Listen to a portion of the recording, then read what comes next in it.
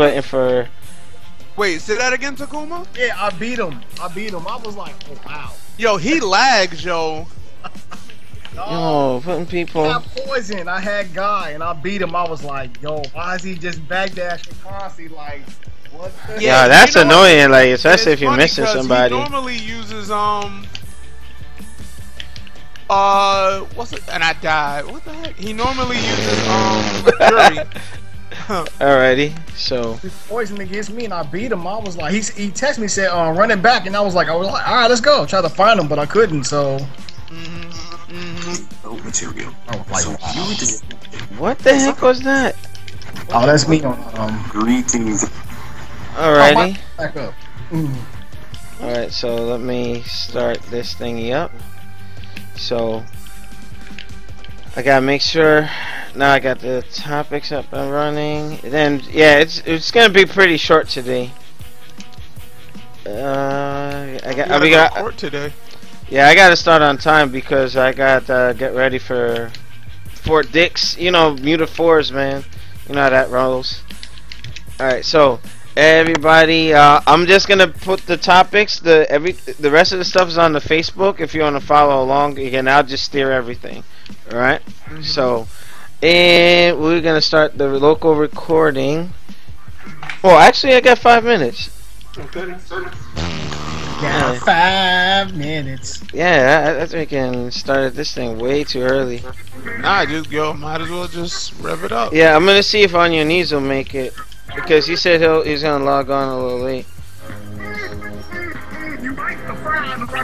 What the heck is this? What is that? Oh, this guy, unbelievable. Yo, don't get our video flagged. We don't want copyrighted music on it. Unbelievable. Yo, Tahuma, we don't want to get the video flagged. That's not me. What the heck? Who got copyrighted music in the background? What? Unbelievable. That wasn't copyrighted. You sure? You know what? They'll send that whole YouTube bot and because they're after us, so they're going after old NMO videos and flagging them. Oh, wow. I'm like, for real? Like, I didn't know we were that important. I'm like, unbelievable. Xbox Live is down. Yeah, we'll put that out there. All right, we got 4 minutes. DOD attack. Let's hope it's not another DDoS. You know, but yeah, it's been acting up. Like, oh, maybe whatever updates and shit, but they could have at least gave us like a heads up or an email stating that something was up. You know, so it is what it is. All right, and for some reason the video feed is not loading up. As long as I can see the chat, that's the most important thing. So, yeah, what the heck? Oh, is you birdie now? Xbox One is not low. What about Xbox 360? I haven't It's tried the it. Xbox Live service. It's the service. Trying to log in as both of them. Alrighty, so I'm gonna lead off with that one. Alright, so I think we can start a little early. It's only like 3 minutes. Alright, so you guys ready? No. What the heck? Right. Unfreaking believable. Alright, we're gonna go live, local recording in 3, 2, 1. What up, New Gaming Order? We back like Juggernaut bitches for October 1st, first podcast of the month. And I just wanted to not open the podcast with anything morbid, but I can't really help it. But in the news, there was a shooting in Portland, Oregon, and somebody thought they were Call of Duty and went up and killed a bunch of people. 20-year-old student. You know, so my heart goes out to the families. You know, in current events, and it's just pretty sad. But you know, and also where Hurricane Joaquin or whatever its name is fucking us up or whatever. Ghetto name, yo. Well, no, that's actually Phoenix, dude. yeah, that's like what is it, Hispanic or Indian or something like that? It's Hispanic. Okay, Hispanic. Okay, yeah, I'm like, okay, well, it is what it is. But going around the table, I wanted to also thank our New Gaming Order members. We're starting to integrate reviews into our product again. So I did Ride, Kasemi, Goken, and Nelson, who's taking the night off, produced a very thorough, and we were promising that we're gonna show you guys out there how it's done. They went into depth. They did 2 versions, which are 40 minutes plus each. So make sure you check that out. That's on newgamingorder.com. But I wanted to open the introductions with Kasemi. What you playing and what's going on, man? What's up, y'all? Happy, breast cancer awareness month. Yeah, oh yes. Break out your pinks. You know what I'm saying? But right now I'm playing some Taken King action right now, working on my hunter on this Nightfall. Some of this Destiny lingo, if y'all don't know, but that Destiny, which is actually very good. If y'all, actually, I'm gonna go ahead and bring that up. If y'all ain't played Destiny in a while, definitely try, Taken King. It's definitely worth it. But ready to talk some games, man. Now, I wanted to talk about Destiny, but that'll probably be later on with the whole 10-year plan thing. I wish Nelson was on tonight, but he's a little busy, so we're rolling with the operations. Takuma, opening comments, man. What's going on? It's the first of the month. Yeah, wake up. Come on. Get up. It's your boy, Takuma, back in effect. New location. Loving the digs. Go. Damn, he's on the run again. No, he said he got lotion. Still on the run. I'm still on the run. They after me. Oh, okay. So he's in love with the lotion. He said he got some new lotion. I'm like, hold on, He's what the heck? He's in love with the low. No comment. All right, These ashy brothers off me, man. What's wrong with y'all? hold on. Wait a minute. We're trying to talk gaming here, yo. Them ashy brothers. Oh my goodness, yo. You gotta reword that. What? Hey, man, you gotta wear your skin as is, man. You don't being ashy, man. Well, hey. He's All right. laughing at ash dust coming off his hands. Like Ashy Larry, yo. Oh, here we go. All right, Shinmore, opening comments, man. What you playing and what's going on? Happy Thursday, everybody. First of the month. Excited about some fighting game news. Currently playing Tomb Raider. That's it. Boom hater. Dang. All right, cool. And Demizzle of free play mode. New Gaming Order audience and free play mode audience who do watch us, you notice we're doing a lot more collabos because I think it's been helping on both sides of the house. So hey, we're still fam, so to speak. So like, hey, we have a general base network, so we're working to help each other grow. So Demizzle, any intros, what you playing, and any announcements for your channel? What's going on, free play mode people and New Gaming Order people? Just want to give a brief shout out to all of the people who are bracing for this Hurricane Joaquin, getting ready for the floods. Hope you got your food, hope you got your candles, your uninterrupted power supplies, whatever you need. Go out there and get it, because we don't want to see you in the dark, so to speak, because we got love for y'all. Yeah. And don't want another Superstorm Sandy. definitely not. Yeah. Also, nobody accepted the challenge. I was waiting for y'all on Killer Instinct, Xbox Live, the Mizzle for Rizzle. Okay. The weekly challenge for Killer Instinct is over, but it's a new week and it's a new fighting game. So the weekly challenge is Marvel vs. Capcom 2 on Xbox 360. So if y'all got that, I want to play you on that game. And you know what? And that's staff members can call them out on that challenge. So if you decide to do it, please stream it so we can use it for the channel. no, I'll tape it. If you beat me, even if you lose, I'm putting it up on the channel. If you beat me, I'm gonna call a spade and put it up on the channel. And Dwayne Wade. Yo, Dwayne Wade is no flex in him, man. He's got game. Oh, okay. Unbelievable. I'm also playing. You know what? Alright, continue. Unbelievable. Y'all a mess. I'm playing Tomb Raider as well because it was the free game for Xbox Live on Xbox One, and I'm also playing Crisis 3 on Xbox 360. because I never played it before.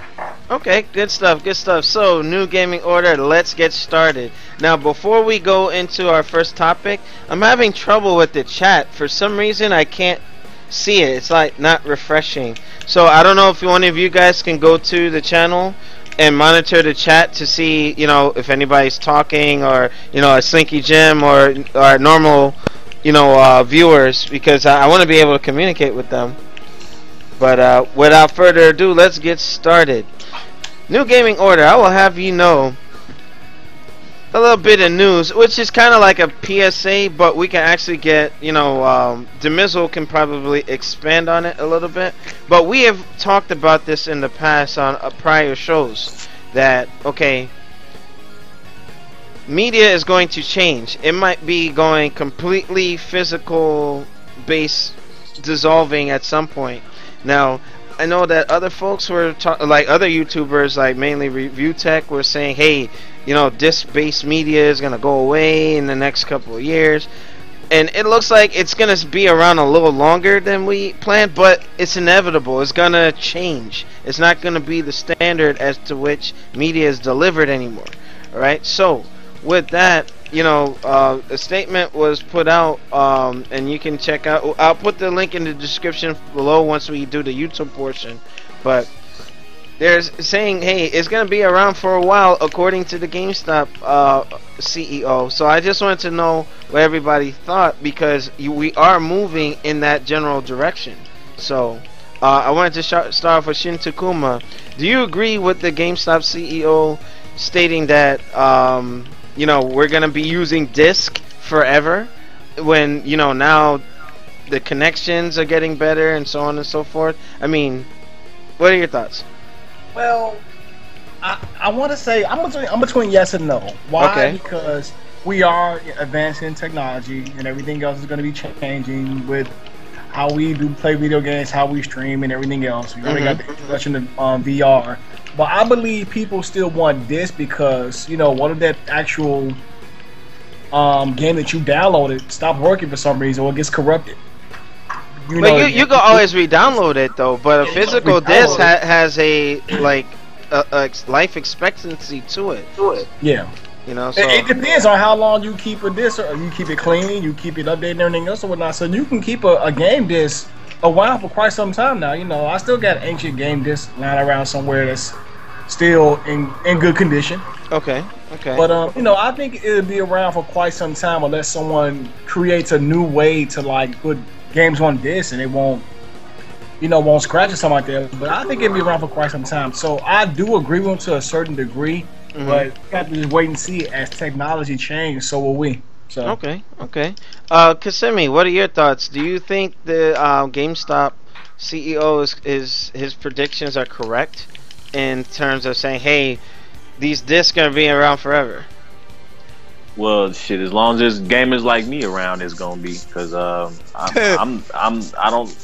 said it before, we talked about this before. I'm not, really excited about a discless future, if you want to call it that.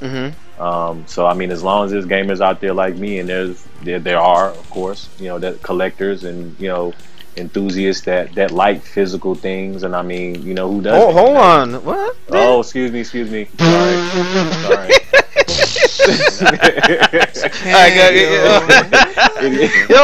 That's what he said. I'm just saying. Physical things, we all like physical things, but unbelievable. It's one of those things where he understands what people want. We all understand that discs aren't going anywhere anytime soon.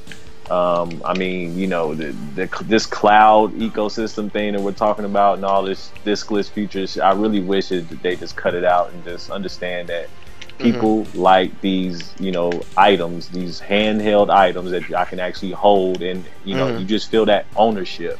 I hope he's right, and like I said, as long as the gamers out there like me, he's gonna be right.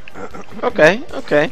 Now, Shinwar, what are your thoughts? Do you think that the GameStop CEO has a valid point in this? I think honestly that's him trying to justify their existence because, you know, I don't think Blockbuster thought that they would be out of business now. You know what I mean?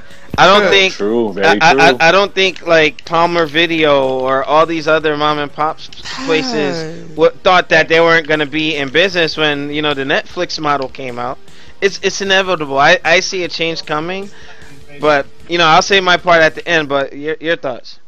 I think with diskless gaming, if one, all right, two answers. If they're gonna go that route, you gotta trick these consoles out with at least 2 terabytes of hard drive space. That should be like the minimum.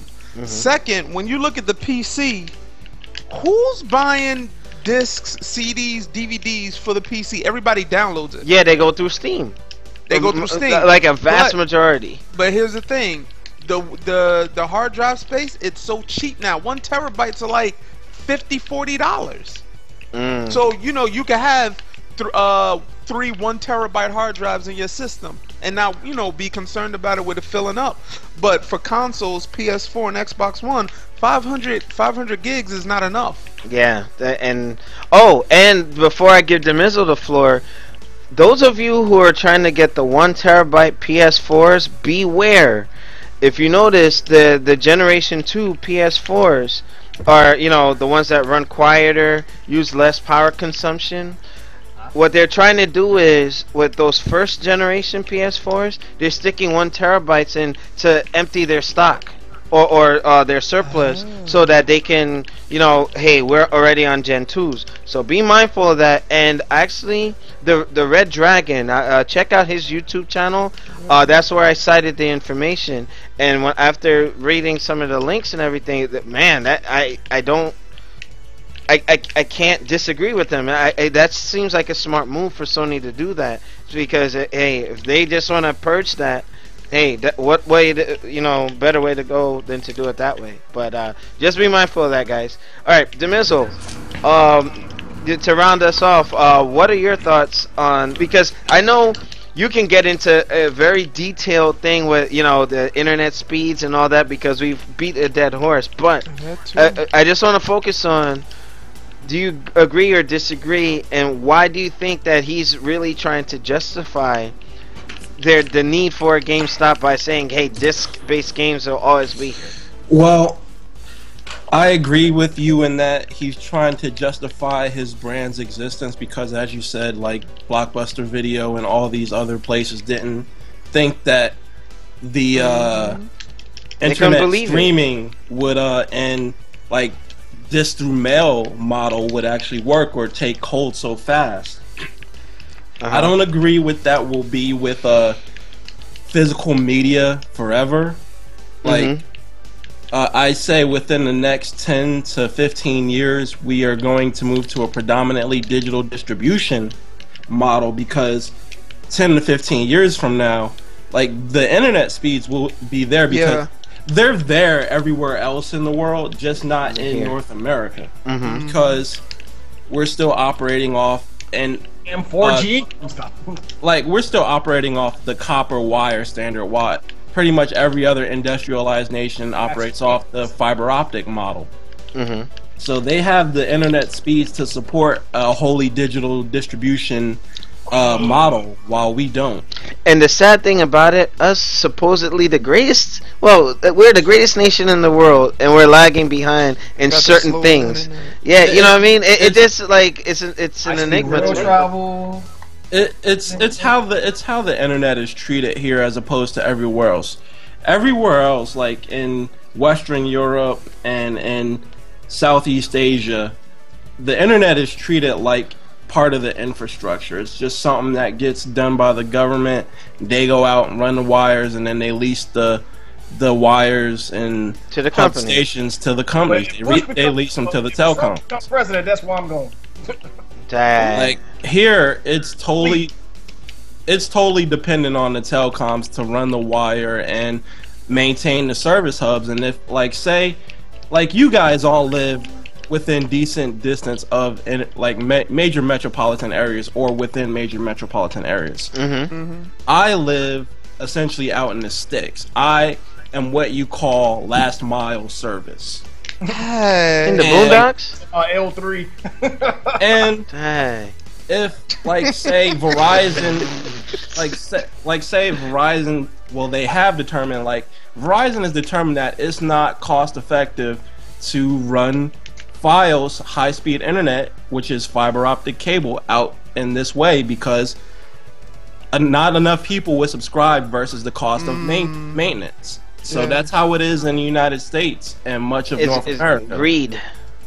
Yeah, it's corporate greed rather than infrastructure. Corporate something greed. that, and in the future, the internet. Well, not even in the future. Now it's happening now. The internet is essentially a daily part of everybody's lives. Like, if you're not connected to the internet, you're pretty much shut off from like 75% of all things happening within the world. Yeah. This, All-star. all right. So with that, you know, I to round it up, I hope, okay, if we do go all digital, there needs to be some sort of hybrid. Like, if you want to take a game that you downloaded digitally but put it on a physical media, so you have the choice to say, hey, you know what, I'm not comfortable with it being on the server or sitting on my hard drive somewhere.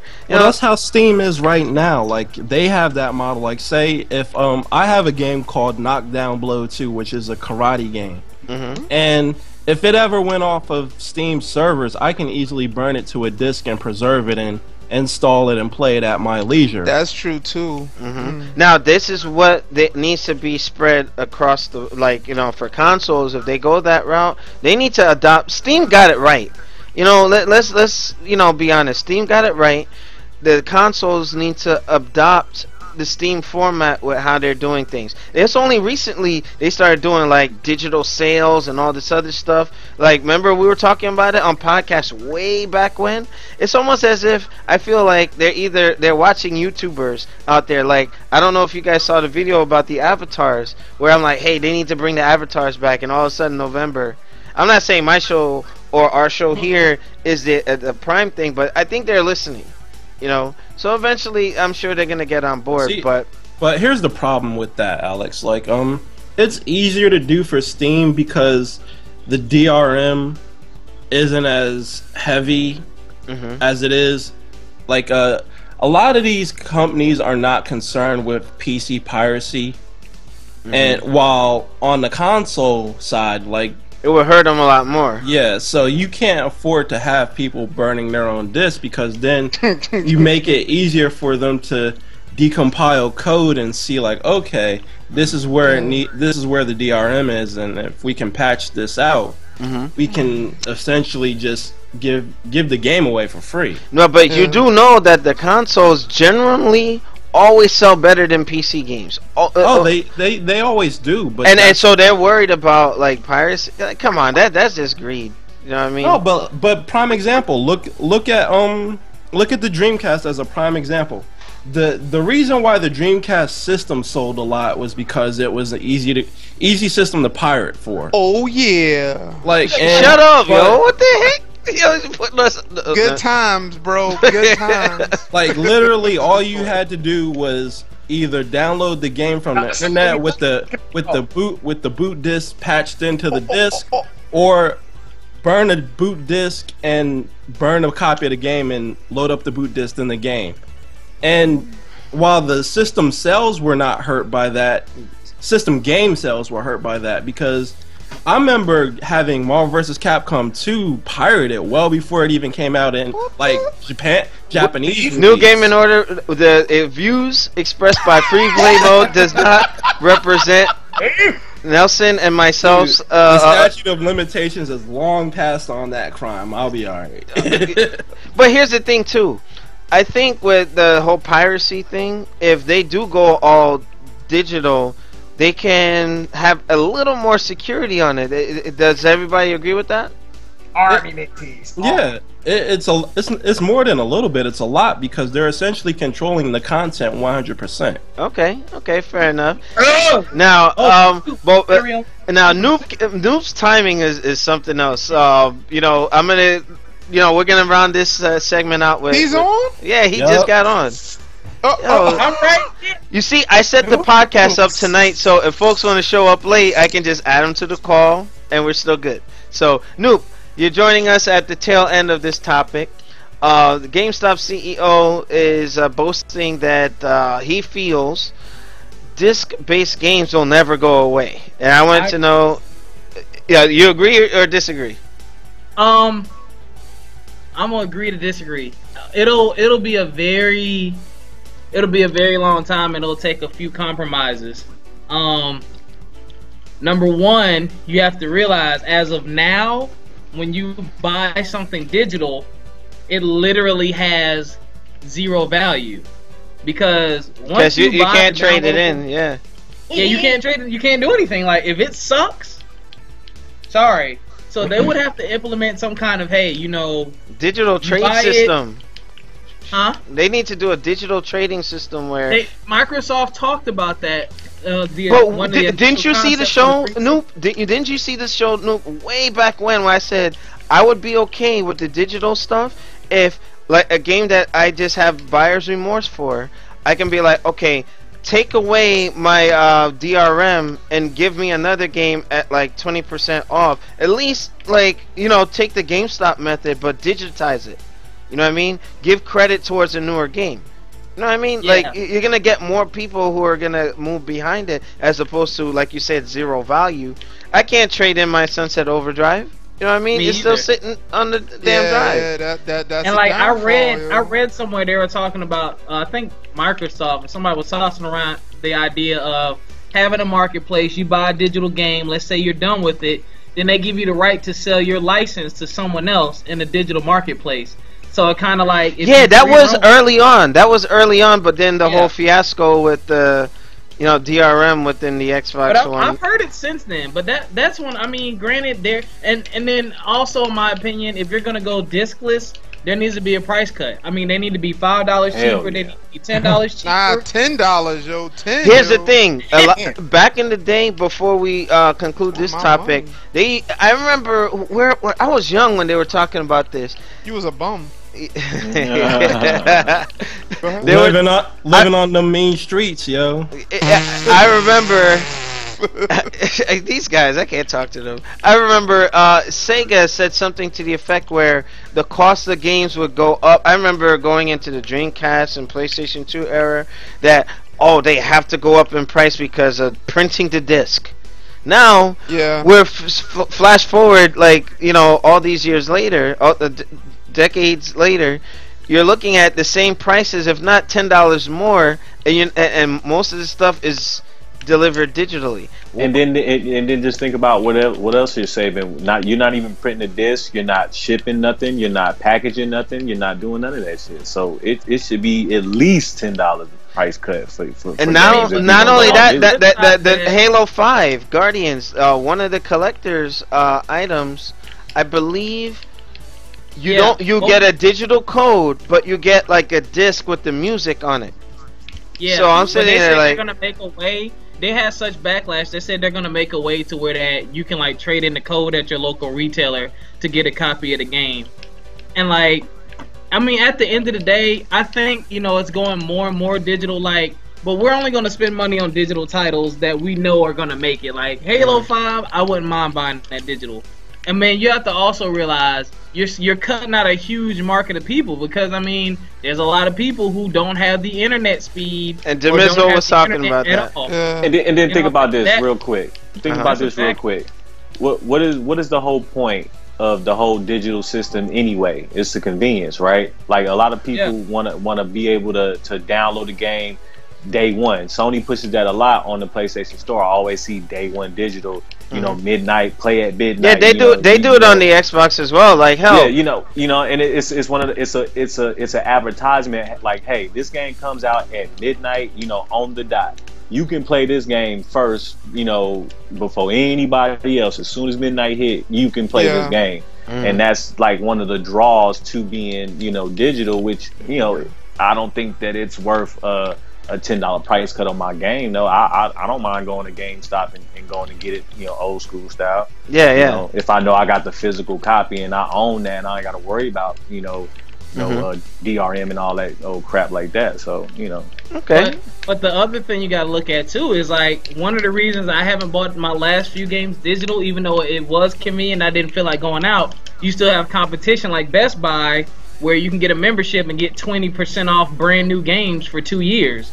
So I'm not buying anything digital if it ain't cheaper than that. 'Cause I'm getting my games for like $52, and then I get a $10 coupon a week later. Just So go down to the veterans base and get the same thing tax free. Well, that is true. Us going to the PX, so, I mean, yeah. Like, that's why I think they have to have that price cut, because there's still better physical options.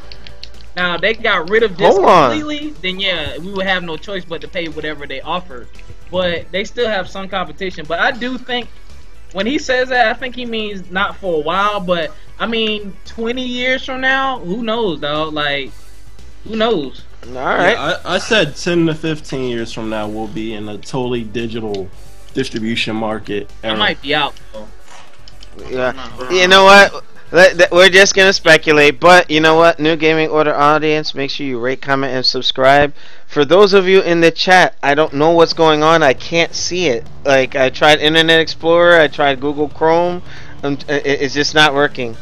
So I don't know if anybody else can see the chat, because if anybody's sending us stuff, I want to make sure that we keep everybody engaged. But with that, rate, comment, and subscribe. Check us out on newgamingorder.com. The website is getting a lot more activity, so I'm actually going to post the videos there and then put the links from the video onto the Facebook page. This way we're generating more traffic to the site. Alright, so with that, we'll see you on the next segment. Rate, comment, and subscribe, folks. Peace. Okay, segment complete. Now I'm gonna pull up the next topic. No, you came at a good time, bro. Oh! Noop is about to float away. Now this one is gonna be kind of short. Like, gonna be talking about Sony's mobile issues. So with the Vita. By short, that means we're gonna have an hour-long discussion about it. Exactly, because I'm gonna go in on it. Oh, wait. Well, I gotta prepare for stuff for tomorrow. But yeah, we're gonna go into the Sony Vita and its failure, man. Like, it's just. Alex was cheerleading for that shit hard as fuck, yo. Well, you saying I'm a backup dancer? I was a backup dancer, but you don't put that on the show. Hold on. Backup dancer. Oh, all right. So we're gonna start in 3, 2, 1. What up? We back like they're checking out, bitches. We are in segment 2 for October 1st podcast. Make sure you check out the last segment where we were talking about the GameStop CEO claiming that disc-based games will be around forever. So check that out. Leave your comments in that section. All right, so this segment right here, and I think Nelson and I probably agree to disagree that this probably was just more of a PSA than anything, but I think that it deserves a full topic. Now, everybody knows it's not a secret that I'm not fond of Sony, but I was a big fan of the Vita. I got that thing day one. I have an unboxing video on this very channel, which I should have put in the background, but I just wanted to put some Street Fighter 5. But with that, Sony, I saw a review text channel, I saw a couple other people talking about it. Sony done effed up, and it looks like the Vita is on one button on a banana peel and one button in the coffin. So I am very disappointed because the Vita has so much potential. There's some games that were on the DS that I felt would have been well implemented on the Vita. I feel Sony ignored it because, yeah, we're in the lead with the PS4 and it got no love. You know what I mean? You would think that a game, a console or a portable like that can do so much. I mean, honestly, this is wishful thinking. If it had like a cell phone element to it, that would have been cool. But they didn't want to enter that market. It is what it is. But with that, looking at well, with the The Sony The fucking Ericsson. Sony, yeah, the I had Ericsson. that phone. Yeah, but I'm talking about Yeah, like the Vita. Yeah, Noob had it because he showed it on the show once. Yeah, I'm just talking about like in the Vita itself though. You admit that? Matter of But fact, Alex, yo, that Vita, yo, that jump be mad big, yo. Look, Hold it look. up to your ear. look, like this, and just put it to your ear. That'd been dope. Go back to playing my game. That's bigger than a Galaxy 5 Note. But it's a touchscreen. It could do some cool stuff. There was potential with it. Dude, And just like the PSP Go, this is the last time. And I don't care what anybody says. I was backing Sony on this one, and then I got burned again. You was cheerleading hard as hell for that shit, yo. You know what I mean? I was sitting there like I had to cross Tekken, you know, the Marvel vs. Capcom 3, and all that. I was Dead or Alive. I was like, yo, I want this thing to succeed. You was like, go Vita, go PlayStation Vita, go. You came up with that all by yourself, Dave? I did. Unbelievable. All right, so with that, I wanted to give Khalif the floor first to, you know, the impending doom of the Vita. You know, should Sony just take the shotgun to it in the back of the stable, or what? I mean, I think they're drawing it a little too far. You know what I mean? That shit old Yeller style, yo. Like, Well, I mean, I'm a be the you know, I'm gonna disagree with you, man. I don't think they should give it up because here's the thing. You said it yourself. That's an amazing piece of hardware. It does a lot of things. You know, it was really ahead of its time for when it came out. You know, dual sticks and really the only thing that's missing is another set of triggers. Which you know. But they got it like the touchpad in the back. Yeah, the touchpad. I mean, there's senseless shit on there. There's good. There's a lot of good to be on this Vita, right? So this is the thing, man. You gotta. It's not, you know, what we kind of thought it was when it came out. Because remember how it was supposed to be the big AAA handheld. You know, you had Uncharted. We should have got a God of War, but you know, we got different, you know, AAA games. You know, as in the handheld experience, that's really how they wanted to push it. Yeah.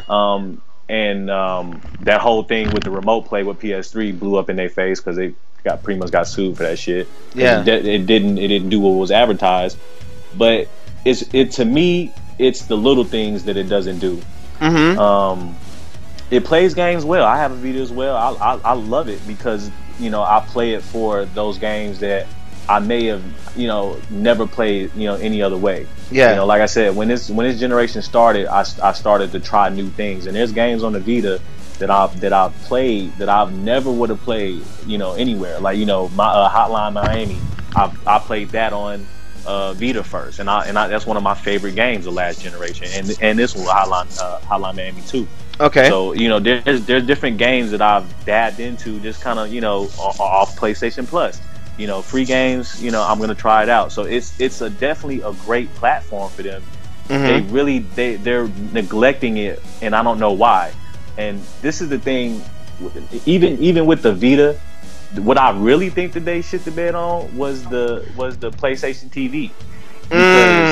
Because this is the thing, man. I thought this was gonna be. I thought everybody was sleeping on it, honestly, because I was like, so you mean to tell me that this is a set-top box, right? And that's really the hot shit right now, because you got Fire Stick, the Fire Stick, you got the Google Chrome Stick, you got all these different companies, Apple TV, Roku.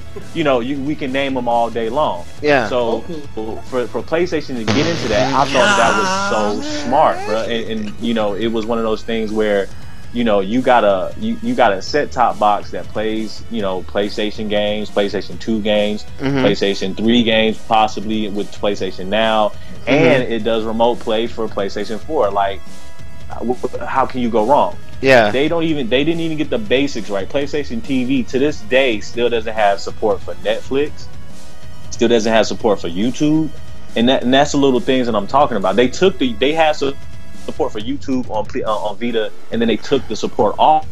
Oh, wow. So they're going backwards. You know what I mean? There's like the PlayStation 3 when they took the Linux support off. Like they had it on the Vita. They had a dedicated YouTube app on the Vita, and then took it off.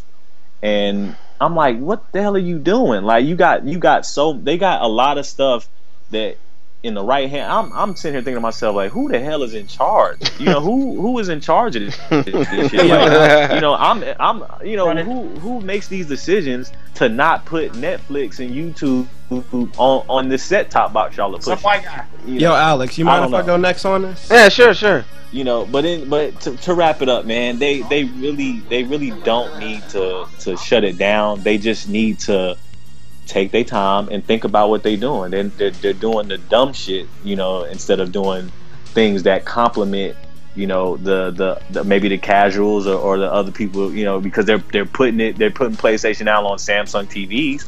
So hey, you know, why not push the set top box a little bit further? And I'm not paying for it neither.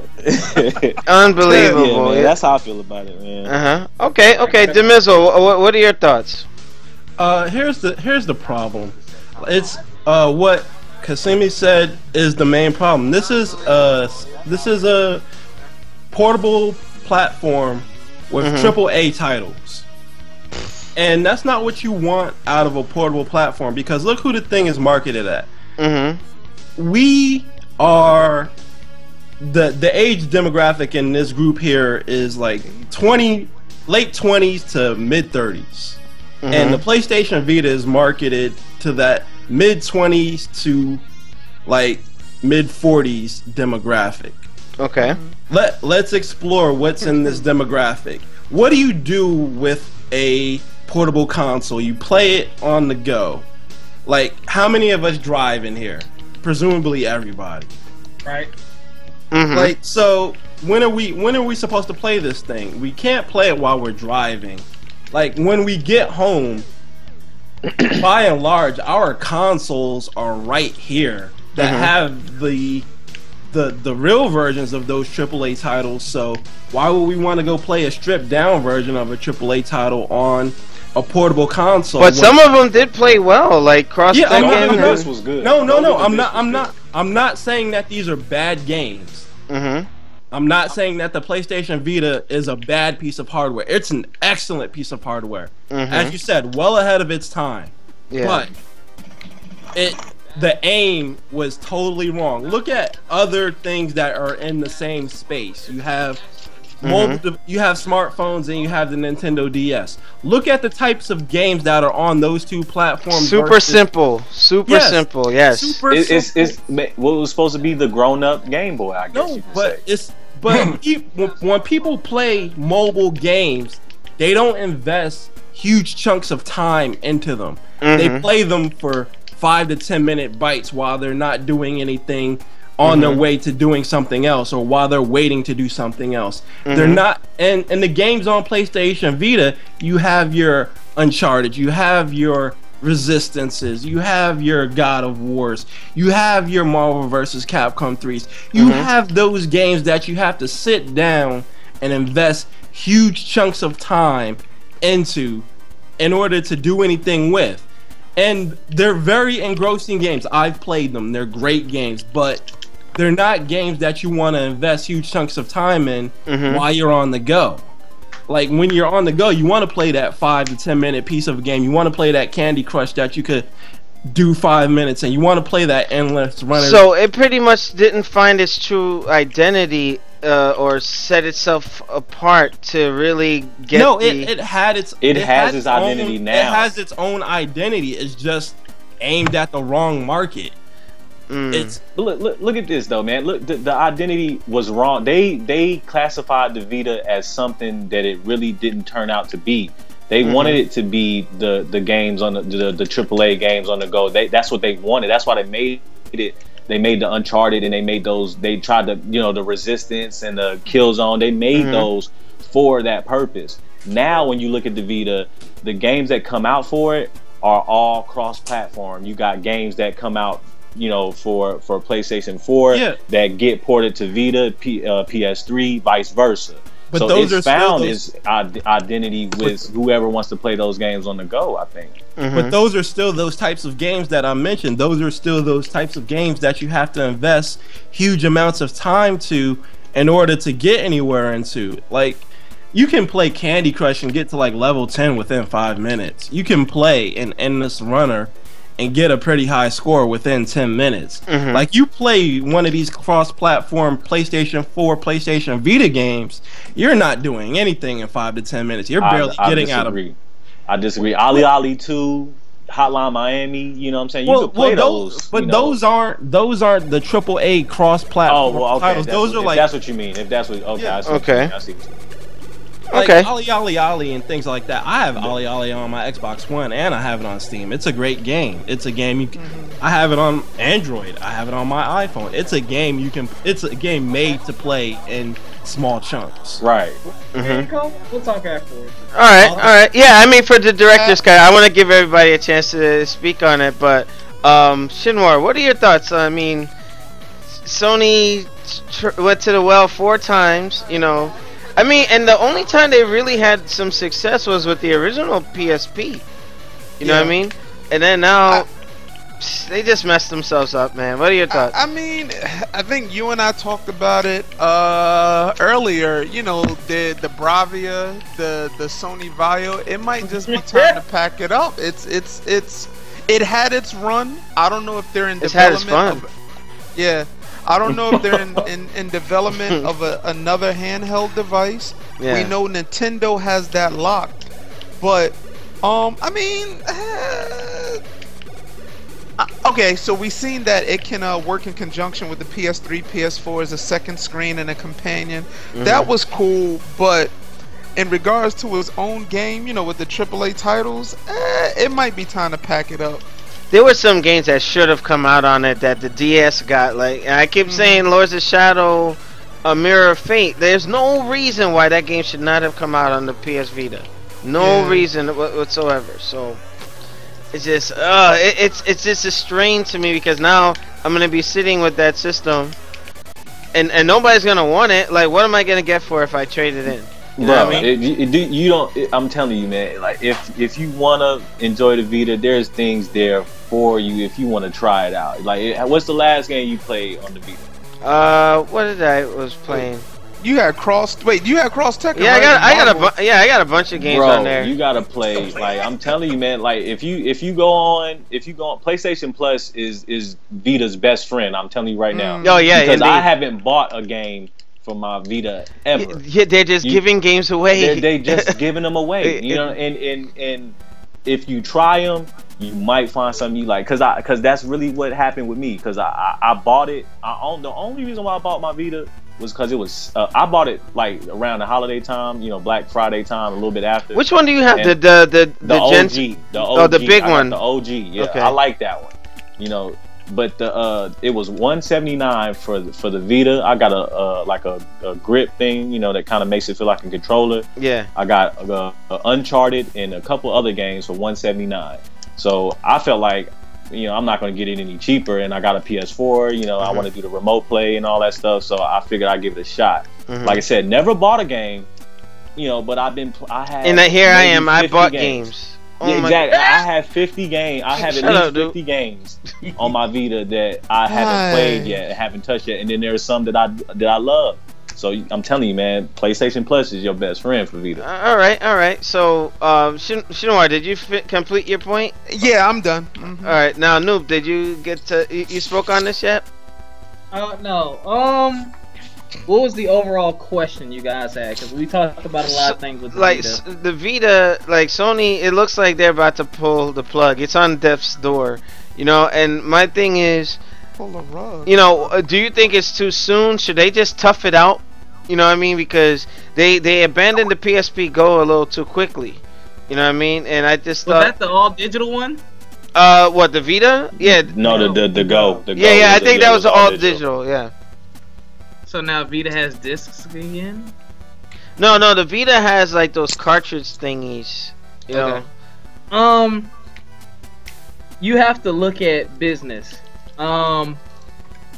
Yes, we're gamers and we feel a certain type of way about things, and I know the people at Microsoft are passionate gamers. I feel like they are a majority of them. I feel like those people who are selling me the games are actually playing them and enjoying them. I don't feel like they just want my money. And when I think about Sony, I guess I get that too with their history. But from a business standpoint, is it smart for them to take any attention away from the PS4? You know, in order to help market the Vita, because that's what it's gonna take. It's gonna take a big market push. Yeah, I They're agree. gonna have to market it like they did the PS4, basically, to get it out to the masses to draw interest. Because I can't To tell touch you the last asses, time what? I saw an advertisement. Shut up. Shut up! I can't tell you the last time I saw an advertisement or anything for the Vita. Like I can't. I didn't even know that there was a different one out. I thought it was still the all little digital one. So I don't know. And that's the smallest section you see in the game stores. But what they're gonna have to do, pull a Connect. Hey, you buy a PS4, you get a Vita with it. I'll use it. You know, sell it at a discounted rate. I mean, even if it's like Put them bundles, yo. They should have did a bundle. Like- What they did for a while though. But if you make it like a $50 or $60 more, you know, for the Vita bundle, people may go for it. But like You know guys the were Vita. saying Who's the earlier- Vita? Shut up! No, Like you were Vita? saying earlier, you have to market it to the right people as well. Like, what are you trying to do? Is this supposed to be a console replacement? Is this supposed to be a console? They didn't companion? market it right. But the thing is, you gotta aim it and say, okay, this is what this is for. Let me tell you why you should spend your money on this. That's what gets me to spend my money. Okay, I see this thing. You know, what can I do? I had the Red God of War PSP, and I played it a little bit, but I found myself, like the Mizzle said, when I'm at home, my console rules. You know what I mean? When I'm out, my phone rules. You know, I mean, I look at a PSP as another thing to carry. I already got 2 cell phones, so now I gotta pack another third pouch somewhere to pack this thing. I just think Yo, it's real a weird shit. My thing. Vita's never seen daylight. Yeah, and it's like Aren't they? it's in a weird space. But the problem is too, the dude, Game Boy, no, Nintendo has handhelds on lock. Pokemon, Yu-Gi-Oh, and I mean that's it. Like you can't, and Mario. I mean, if you gotta have something to compete with those, because I mean, Game Boy is just killing it. They knew who they were marketing. We're gonna target the kiddies. You know, we'll put some adult stuff on there, but usually it's the kid who's stuck sitting somewhere with nothing to do, not us. So smart about that. So I think Sony, they either have to decide to either let it die or say, you know what, this system deserves a big market push. We're gonna give it a big market push. Let PlayStation 4 fall back a little bit, not too much. They got a because you know what? commanding lead. They can afford to do it. You know what I mean? Like, it just doesn't make sense to me. Turn though. Tides can turn, because I didn't expect the 360 to kill Sony the way it did. I did not expect that, because Sony had such history. I think once you get in the lead, you want to stay in the lead. So it's like, is it worth it if it fails too? Okay. Money-wise. Well, all right. Takuma, did you get to talk on this? All I gotta say is just take it out back and shoot it. That's all I gotta say. All right. Last but not least, ceremoniously joining us late, Mr. On Your Cheese, the senator. You know, coming at, and you know what? It's funny. I did the workout plan, and he took it seriously. He was at the gym handling business. I'm doing my own thing for right now, but I wanted to talk to you about your workout. You try to kill me. 3,000 jumping jacks. What do you think I am? A freaking, Olympic athlete or something? That's light, man. 3,000 jumping jacks. What? I think it even says in there, you do this until I get tired. What's that sound familiar? That's a lie. That's a lie. Well, I might have. No, I don't remember, but I know. Anyway, wrong. Okay, so what? I hate to shit on everyone, but are we broadcasting? Because it's not broadcasting for me. You know what? The stream key gave me a problem, so it's on the NGO X channel tonight. Oh, okay. That's why I'm not seeing it. All right.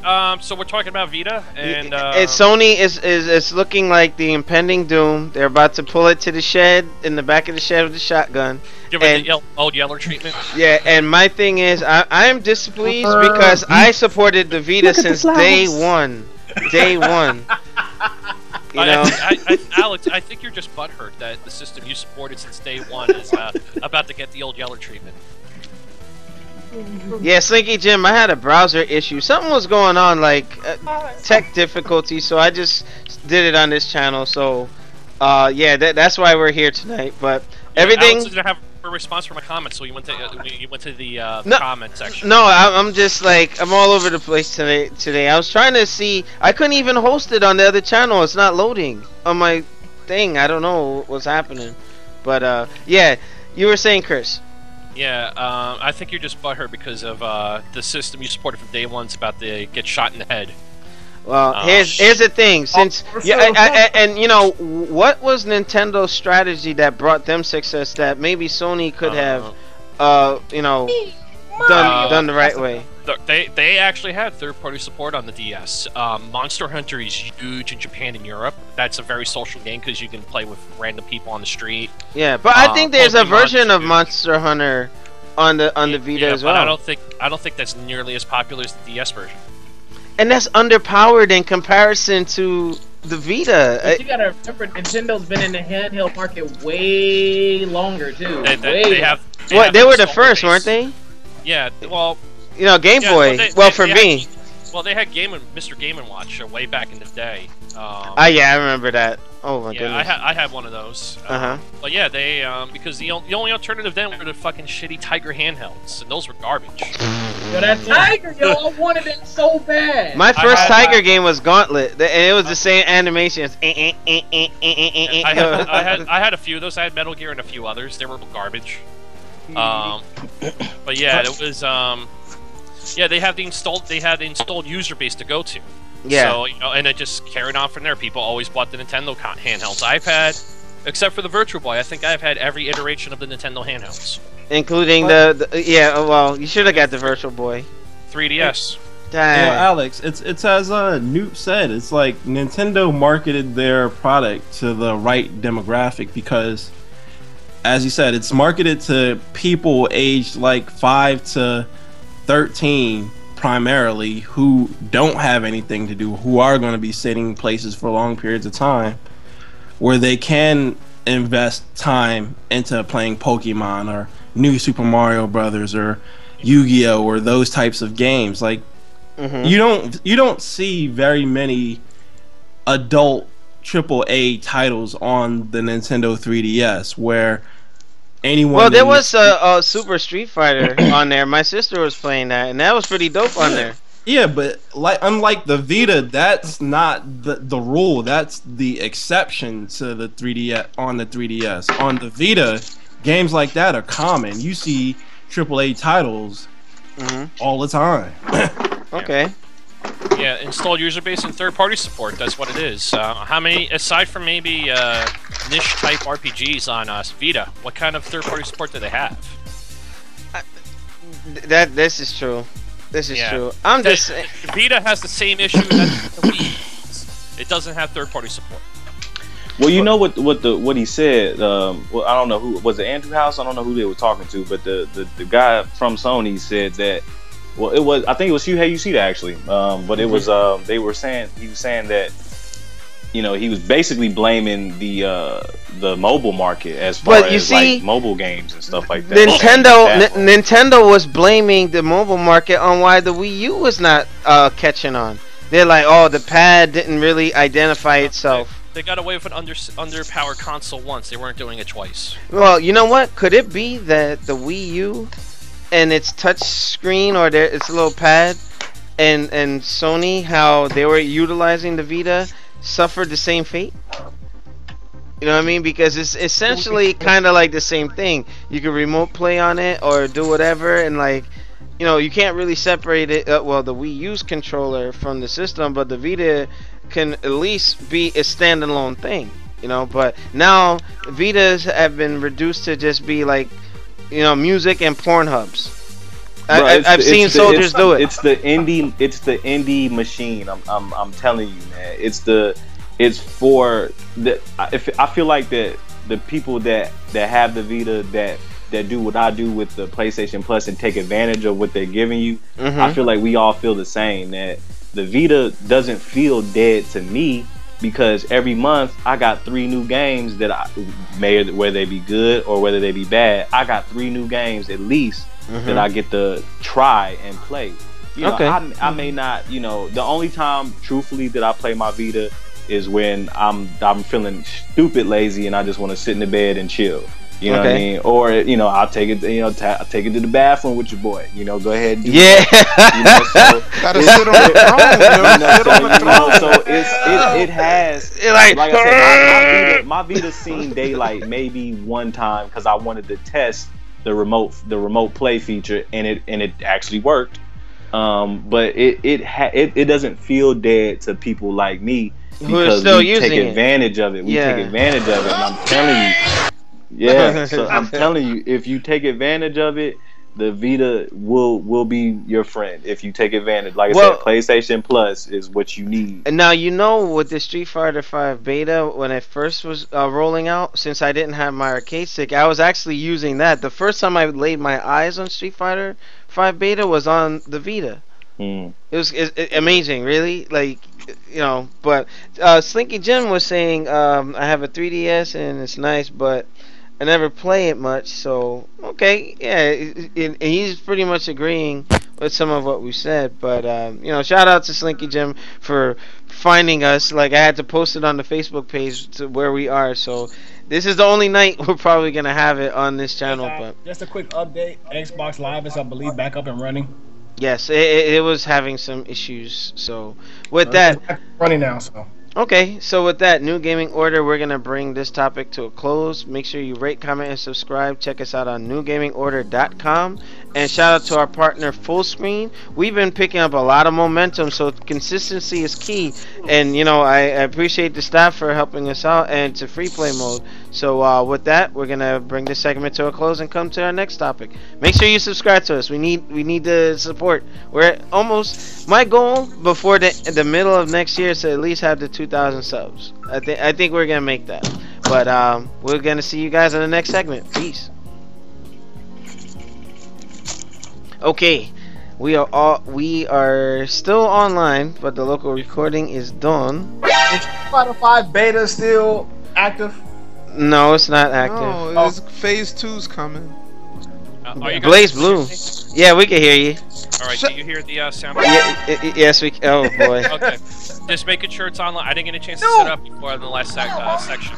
Alright, you know what? You guys are probably going to be mad at me for bringing up Zoe and Anita Sarkeesian, but the UN nonsense. Yeah, I had to just touch on that, and then we're gonna move on to the next. I need to go first on that because I need to get that off my chest because that shit made me mad. Yeah, bro, she needs to stop.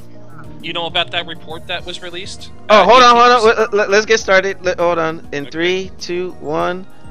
Oh, we back in smacking hoes like Juggernaut, bitches. Woo! Did I say that? Hoes? Unbelievable. Smacking hoes. Nationwide, yo, it's not a kid show. Hold on, yo. It's not a game. Smacking hoes. Free play mode does not advocate of smacking hoes. Shut up. You know what? Offline. What? Offline, he'll be backing me up, suckers. But what? Only if it's on the ass, not the face. What? Yo, go ahead. What kind of broadcast? What are we talking about? All right, new gaming order. I try not to give this woman any more. I mean, we're a small show, and this is gonna be a good segment because we don't even know who we talking about yet. Because On Your Knees is on board right now. Production is about to pick up, but Anita Sarkeesian and Zoe went to freaking United Nations and started spewing their nonsense. I mean, they took problems that are human problems, general problems, and made it about them, which is freaking selfish, where they're like, it's just a woman problem. And again, it's similar to the GameStop CEO, where they're trying to justify their crusade, so to speak. They're gonna really, I think what they're doing is hey, they're making flame bait, they're getting people pissed off, and they're gonna be around for a long time. No matter if we ignore them or we flame them and all that. And before I give Demizzle the floor, then On Your Knees, I want to make it clear that no one should be harassed. Bottom line, we can express our opinions, but in the same right, like me and Nelson don't always agree. Me and Demizzle don't always agree. But at the end of the day, we say, hey, this is how we feel, and we agree to disagree and leave it at that. But Sarkeesian takes it to the next level, and her buddy's going to the next level, and they're trying to do Super Saiyan fusion and go up in UN causing mess. You know, so I'm gonna give Demizzle the floor first, and then you know, add some more foundation to this story. And we'll get everybody's thoughts on that. Con woman Sarkeesian and her sidekick Zoe Quinn. It's just stupid because they act like women are the only ones who were harassed on the internet. They act like it's solely a woman problem, and it's just so much bullshit that I can smell it from here.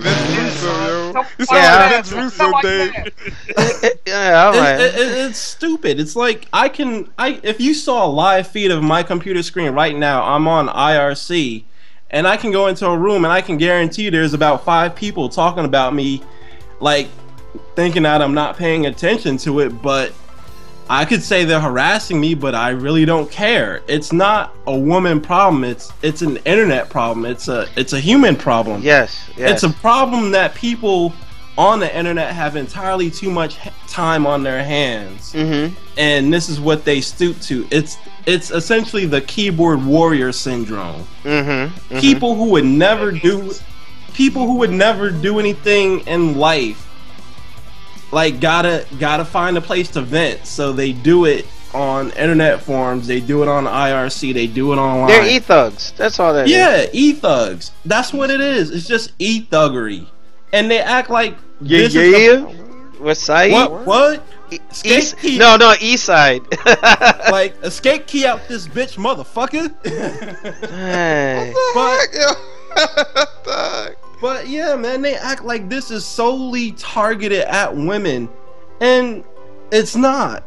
And the real problem is you have these assholes at the UN who are gonna believe them because they don't know. They're ignorant. Yeah, they're not tech savvy. They're not people who work at the UN. These ambassadors are not our generation. They're not the 25 to 40-year-old people who are tech savvy, who know better.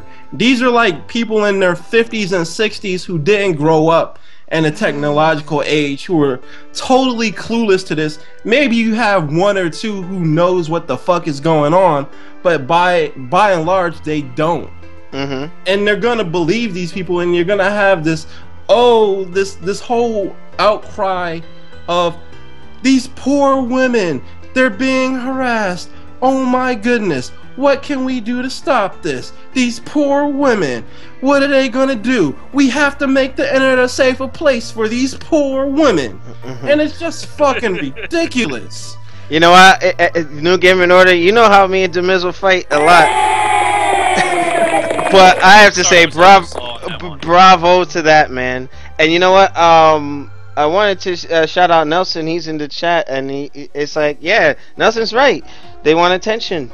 And Nelson, I was saying it before. They're trying to justify their crusade. Like, if they had nothing to talk about, nobody would even know their names. You know what I mean? Like, Zoe Quinn is a mediocre game developer, and Anita Sarkeesian is a con woman on the highest level. Because who messed up? This is my opinion. I don't like that she was involved as a consultant for Mirror's Edge 2 reboot or whatever. Like, yeah, what do you think? Like, the first Mirror's Edge had no problem. You had a female protagonist who was like whooping ass, taking names, doing her thing, and wasn't like, hell. To me, if Faith had more games to build a reputation, she'd be at the Lara Croft level. You know what I mean? Like, it just. See, the problem is that she's arguing opinion versus taste, and the thing with video games is that they're, by extension, a medium of art. It's an artistic expression, and it's an artistic expression done by a whole lot of people, from the graphics designers to the coders to the musical score. It's all an artistic expression. And you know what they say about art? Just like books, comic books, movies, television shows, manga, anime, even porn. Like, if it's not for you, if you don't like what's being shown, you don't complain to the artist about their vision because you don't like what it is. You don't like their vision. Mm-hmm. You go find something. You do one of three things. Don't look. You don't look. Yeah. No. You go find something that's more of your taste. Mm-hmm. Or you build your own version of it. Indeed. Indeed. And with that, I wanted to give On Your Knees the floor, but I do want to interject. Think about it like this: we have WWE fans in here, and let's say somebody like, oh, I don't like to see male soap opera and people, you know, running around slamming each other. They should stop the WWE. And that's the thing. You don't see. You can't do that. They can't do that. You don't see Anita Sarkeesian or Zoe Quinn complaining about any other medium out there besides video games. You don't see them slamming 50 Shades of Grey, which objectifies women. You don't see them slamming porn. You don't see them slamming television shows. You don't see them slamming movies. You don't see them slamming comic books. You don't see them slamming anime or manga. It's just video games because they know that video games are the easiest target and they have no representation for anybody who will stand up to them on a massive level. And it's the youngest out of all those medias you just listed. It's the youngest. And excellent point. So, On Your Knees, what do you want to weigh in with this? I'm trying to find the link. Unfortunately, I can't find it, but the report that was cited in the VAWG, V-A-W-G, sounds like vag to me, but that's something else. Wrong. Okay. Wrong. What? Is that wrong? Yeah. I can't talk to this guy. Alright. Yeah, it basically amounts to 18% of the sources cited don't exist. One of the sources even cites their own hard drive as a source for the materials they use to research this thing. There's also links to Kotaku clickbait articles. It's pure garbage. And most of the points are just pure shit. But Dave hit on most of the points. You know, I think they're in neck deep already, you know, through their initial dealings with what Trigger Gaming and everything else. That they're just going full bore. But now this put them on a pedestal that made them mainstream. And yeah, the UN, like, come on. A lot of people are calling them out on their bullshit now. So they might possibly go away soon. As you know, as unlikely as that may be, that may come to pass because they're going to piss off a lot more people. Because with the rules they're proposing, or they want to get into effect, if you know, on our website, if we put comments, someone could go in, comment, you know, I hate this person, this person's a fag, this, that, and the other thing. Let me throw some racial slurs in there. You know, if we don't shut it down fast enough, they can get us shut down for that. You know, just for someone something on our forums, even though we took it down, they could still take us down for that. What kind of censorship nonsense is? That's the kind of shit that they want. You know, that's why you can't censor. You shouldn't censor anything. It's either all okay or none of it is. Yeah.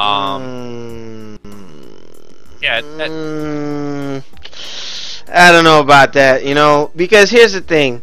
I don't like, you know, bullies or anything, but at the end of the day, when we were growing up in our era, it's like, hey, either you become a victim to the bully or stand up for yourself. You know what I mean? Like, you know, shout out to Tough Nerd Toys. I remember he and I, Danae said something to the effect like, hey, bullies are a necessary evil, because if you just let them, you know, run amok, then hey, I got into plenty of fights defending myself once I had enough. You know what I mean? So well, you got to understand too. This is the generation coming up that's been raised. Everybody gets a trophy. No one loses. Everyone passes. You know, you're all special. Even the retard in the back. Everyone's special. Dang, yo, that's messed up. Alright, for time's sake, Noob, what are your thoughts on this? Jeez. Noob. He's gone. What? Complaints and opinions will always be around. They're always going to come from somebody. Uh-huh. Always directed at something that somebody else cares about. Women, y'all are going to continue to have the same struggles you've been having, just like men are going to continue to have the same struggles that we've been having. This is a people problem, not a product problem, not an industry problem. Things that offend me and things that I don't like, I stay away from. Like you guys, prime example. A majority of you guys love wrestling. Like y'all will get off the podcast and get off Xbox to watch wrestling. I haven't watched wrestling in about 2 or 3 years. I'm just done with it. I'm tired of it. That doesn't mean I think it should go away. It just doesn't appeal to me. Yeah. You know, so when that happens, you know, just stay away from it. Like my thing is this, these two girls are talking about shut up. These two girls are talking about being assaulted and things of that nature. Have you tried to follow up and have something done with it with the gaming company? Like, have you reported them to Microsoft? And how are they getting access to you? Like, if you're playing on console, you control who's in your party. You control who talks to you. You control who you mute. You don't have to open all messages. And if you do open an offensive message, you have the option of reporting that person. Yeah. So there's a system in place for all these things that they're talking about. But you know what? There is a thing. I don't mean to interrupt you. There are some social media outlets that, when they're reported, like for harassment, for whatever, they don't do enough to punish these people. Well, like even in the army, like I see some folks, like I say, hey, you know, XYZ needs to happen because that person did ABC. Sometimes you don't always get the support to, like, hey, you know what? If they don't learn the consequence, they're gonna keep doing it. You know what I mean? So these folks in general, like, if they are indeed, and I've seen examples, but they need to. Step further. Let's be realistic. If I know that I report somebody, let's say Facebook had a reporting system, and I report someone, and Facebook, you know, they do an investigation of their messages and my messages to see if anything was instigated in something like that. There's literally millions of people, you know what I mean, on social media. Do you think these companies have time to research those things and do all these, you know, quote unquote things? I mean, you can quell most of it yourself. Someone cannot assault you or stalk you on social media unless you give them access. 9 times out of 10, you can block people in some way, shape, or form. You can block people from communicating with you on any and all social media, which is why I don't feel like they need to have the strictest of rules. You know what I mean? I don't feel like they need to investigate every little thing, because could you imagine trying to run a social media company? You'd be spending half your time investigating, you know, assault and oh, you call me fag. Oh, yeah. Exactly. Like, kick them out of the group. I'm not saying that these girls don't have legit complaints. You may, but I mean, to what end have you pursued it on your own before you took it to this level? Because I mean, at the end of the day, these people who are bothering you, that's their opinions, and you can't shut that down. You can't shut down an opinion. Like, it's gonna continue to happen. So I don't know what. It's a vicious cycle.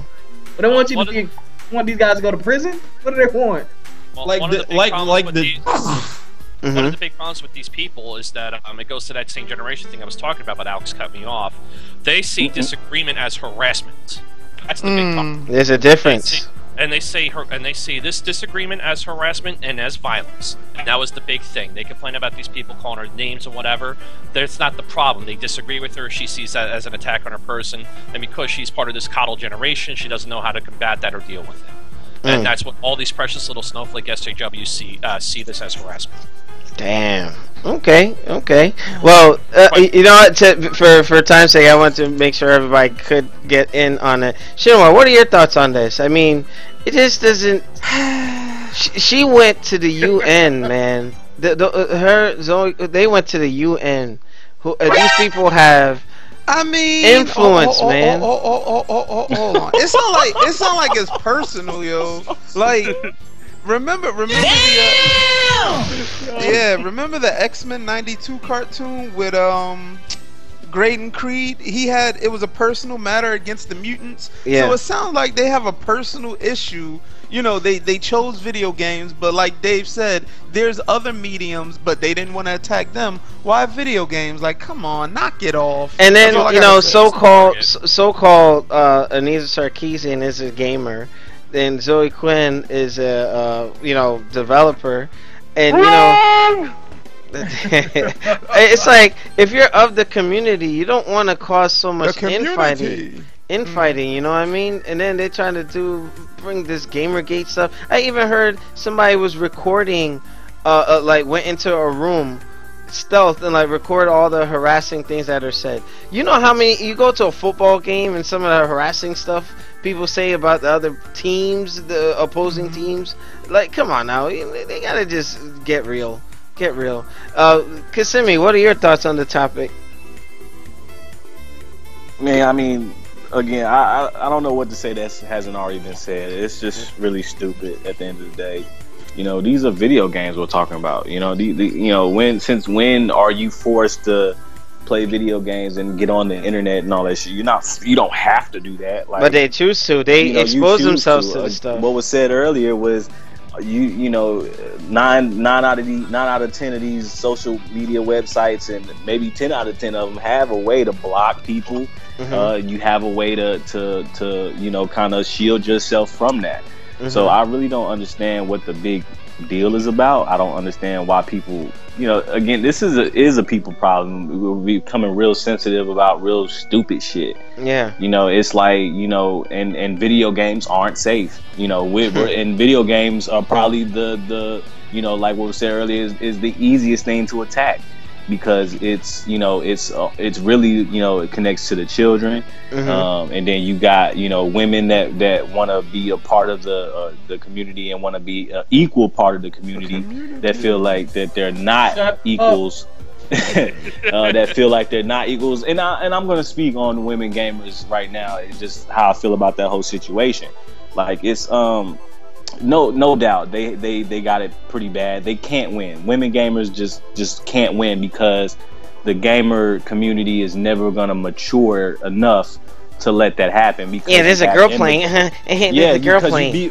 Simply because there's immature people that play games. Right. So, you know, just like there's immature people that watch movies and other things like that. But it's more prevalent in the gaming community, because, of course, you know, I hate to say it, and people might get mad, but there's a lot of nerds or socially introverted people that, you know, girls come into their stuff, they're like, this is gonna make me nervous. Let's purge them. You know what I mean? Like little kids. No, like little kids in preschool. I used to see this, where if they liked a girl or they were like found them mildly attractive, they would tease them. Why? You know, it's immaturity. You know what I mean? They don't know any better. You know? Yeah, exactly. And that's again, they don't know any better. They in the female gamers, I'm sure they have a hard time. But a lot of times, what I hear female gamers do, their solution is to not talk, to mute themselves, to just completely close. But why should they be cut out from the experience? But they really don't have to be. But it's one of those things where you either got the thick skin enough to suck it up and play the game and just be, you know, and just live and just do what you do. Or are you gonna let that bullshit on the other end of the, you know, those Twitter fingers turn into trigger fingers type situation, where you got these thugs trying to be tough? Are you really gonna let that get to you? And stop them from making you have fun? So that's my thing. At the end of the day, whose fault is it that you're offended and you're not having fun? You know, when I used to get on, you know, it used to be bad back in the day on 360 when I played Call of Duty. And you know, I would talk and, oh man, you're a nigger, you're a black nigger, take your ass back, pick some cotton, you know what I'm saying? And they like, bro, this is, it was bad. I know exactly. The first, I'm gonna just say this and stop. The first time I got on PlayStation Online, I was playing Fight Night, and the first online match, I didn't even fight him. This is this white guy with a bunch of tattoos, and he named his boxer Nigger Beater. Unbelievable, You know what? That's funny. That's funny. Hey, check this out, y'all. What do we just do? We just laughed at that shit, because, you know, because it's funny how immature and stupid people are, right? You know, so why would somebody, you know, let something like that, like, you know, if I let that type of shit get to me, I wouldn't be a gamer. I wouldn't be playing games right now, damn sure. You know, it's one of those things where you just gotta let it roll off your shoulder, man. You just gotta keep going. Oh man, dude, did you take pictures? You should have, man. You should have took some pictures of that. Oh my goodness. 2007, 2008. Oh my goodness, that's unbelievable. And to round this up, Takuma, what are your thoughts on? All I got to say, they sound like a bunch of women who don't have or who need a man in their life. What the heck? You know what? And you know what? They will get mad if you said that. They will get. I'm talking about like video games and everything else and whatnot. And obviously, you listen to people who probably like how many miles from you, and you feel like you getting threatened. Really? But some did do some really jacked up stuff. But I would say that a lot they brought on themselves. But still, it doesn't give those gamers the right to harass them and go. What gives you the right?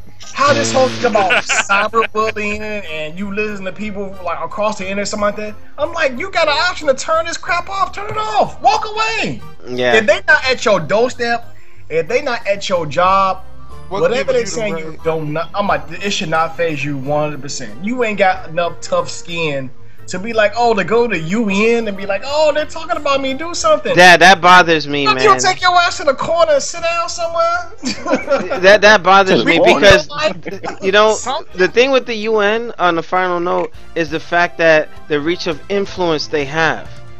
You know what I mean? So, get you a man, get you a life. That's all I gotta say. Alrighty.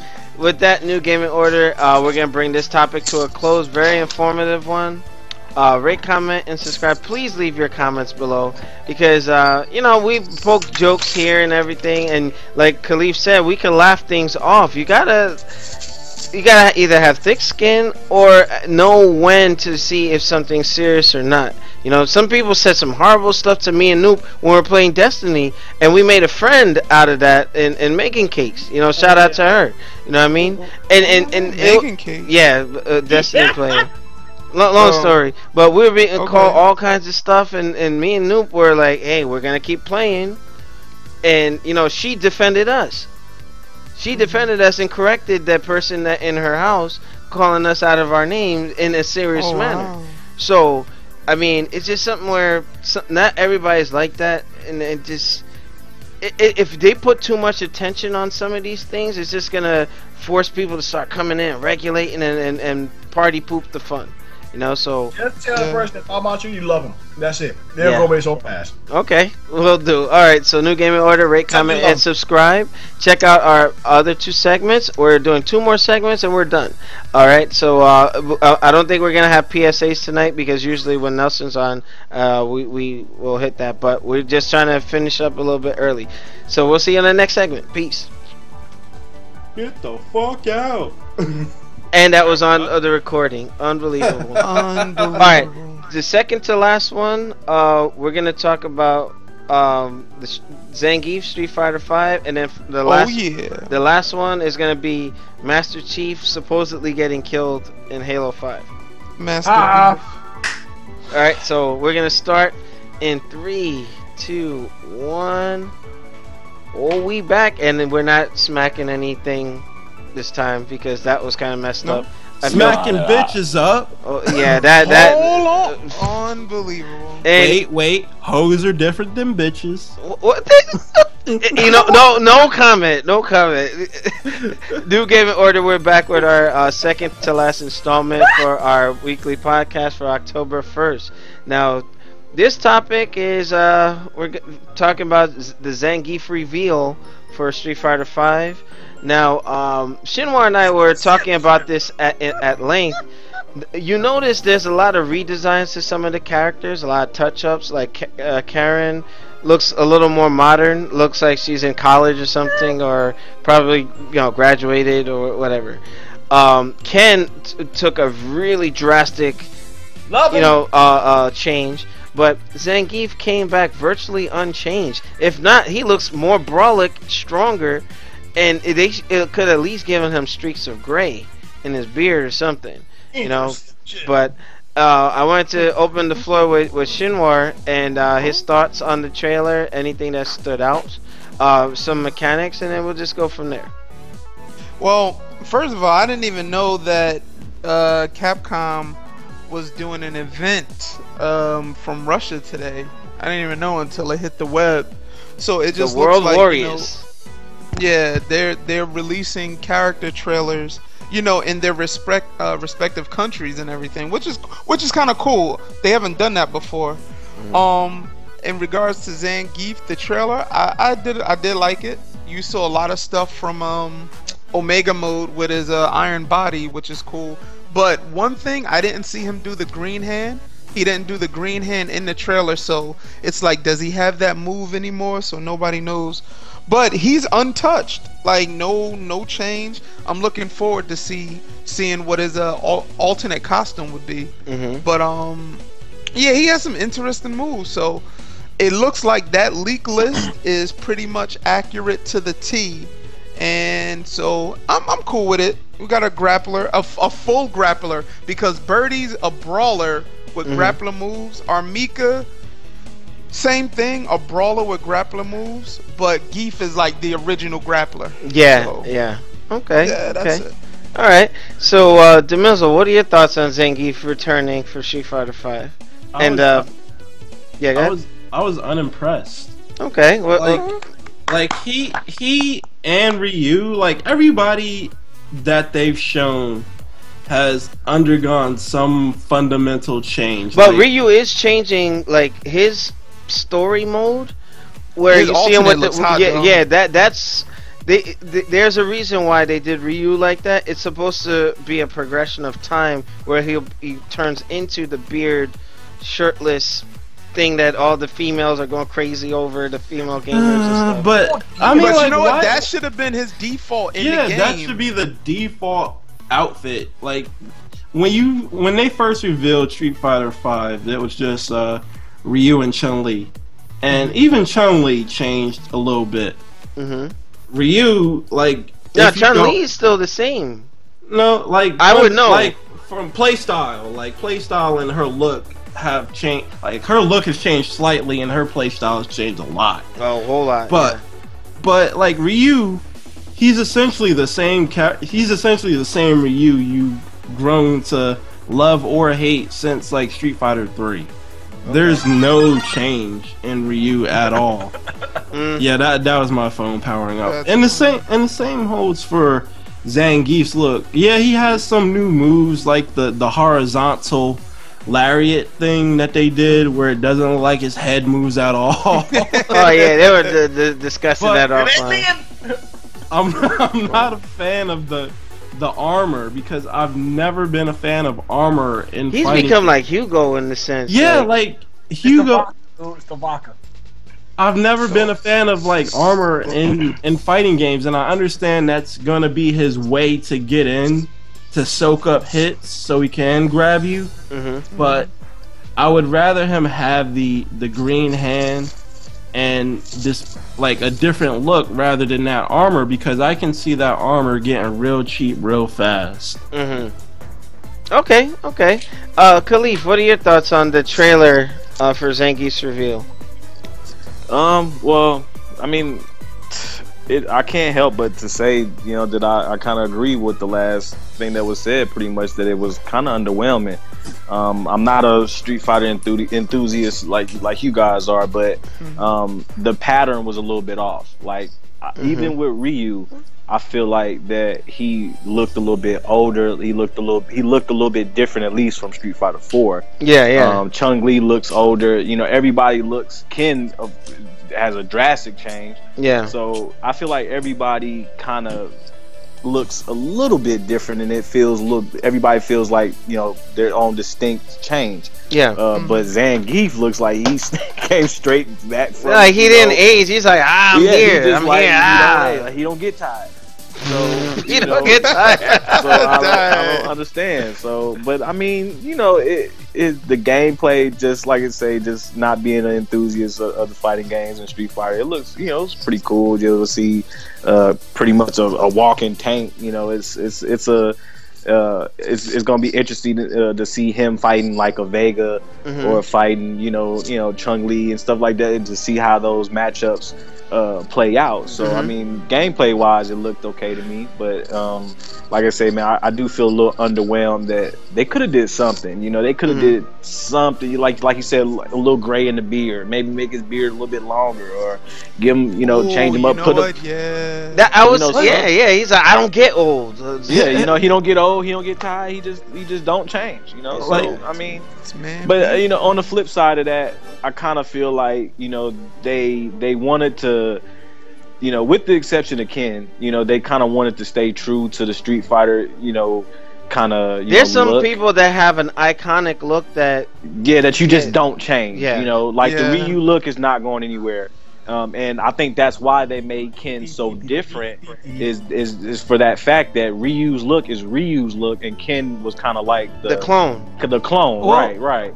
Ken has changed throughout the series, like. But the look, like always, the ponytail, they tried to make a distinction with them, but he was always Ryu. Ken was basically Ryu with a blonde Ryu. That's always how I looked at it. And like I said, I'm not too deep into the series to know how the moves and all that shit go. But when it comes to the cosmetics, strictly cosmetics, what I'm talking about right now. When I look at Ryu and Ken, I always thought they were just the same, but just different guys. But they were the same guy. The same outfits and shit. But with Zangief, I just feel like they should have did a little bit more with it. Okay. Now I know. What is it? Takuma, what are your thoughts? Because I don't expect everybody to have an opinion on the Zangief thing. This is more like, for Fighters Generation, I wanted to give them a shout out. I'm an admin there, and I wanted to have this segment for them. So make sure you check those guys out on Facebook. I have a link to their website below. But Takuma, your thoughts on Zangief? I wasn't impressed. I knew he was coming. His moves they look pretty good.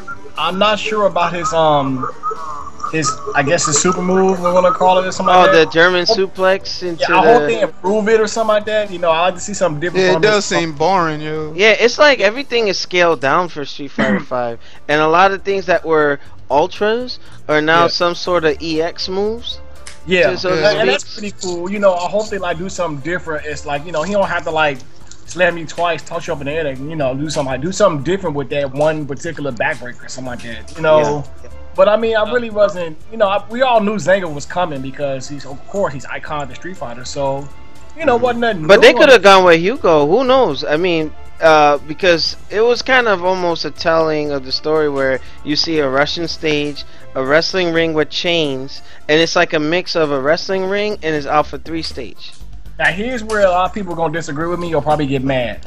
I believe now Ryu, he should have been some type of grandmaster training other disciples. Everybody was saying that. A lot of people were saying that. He should have been somewhat of a downloadable character, or like a boss, kind of. Yeah. I'm like, it's really time to put Ryu down. I know he icon of Street Fighter, everybody loves him. It's like putting Mario down. You know what I mean? Like it just. You can't do it. You can't do it. Not Ryu, man. But you know what? And I'm glad you guys said that. But he got that beard like he was like Sylvester Stallone back in First Blood or something like that. Yeah, he did.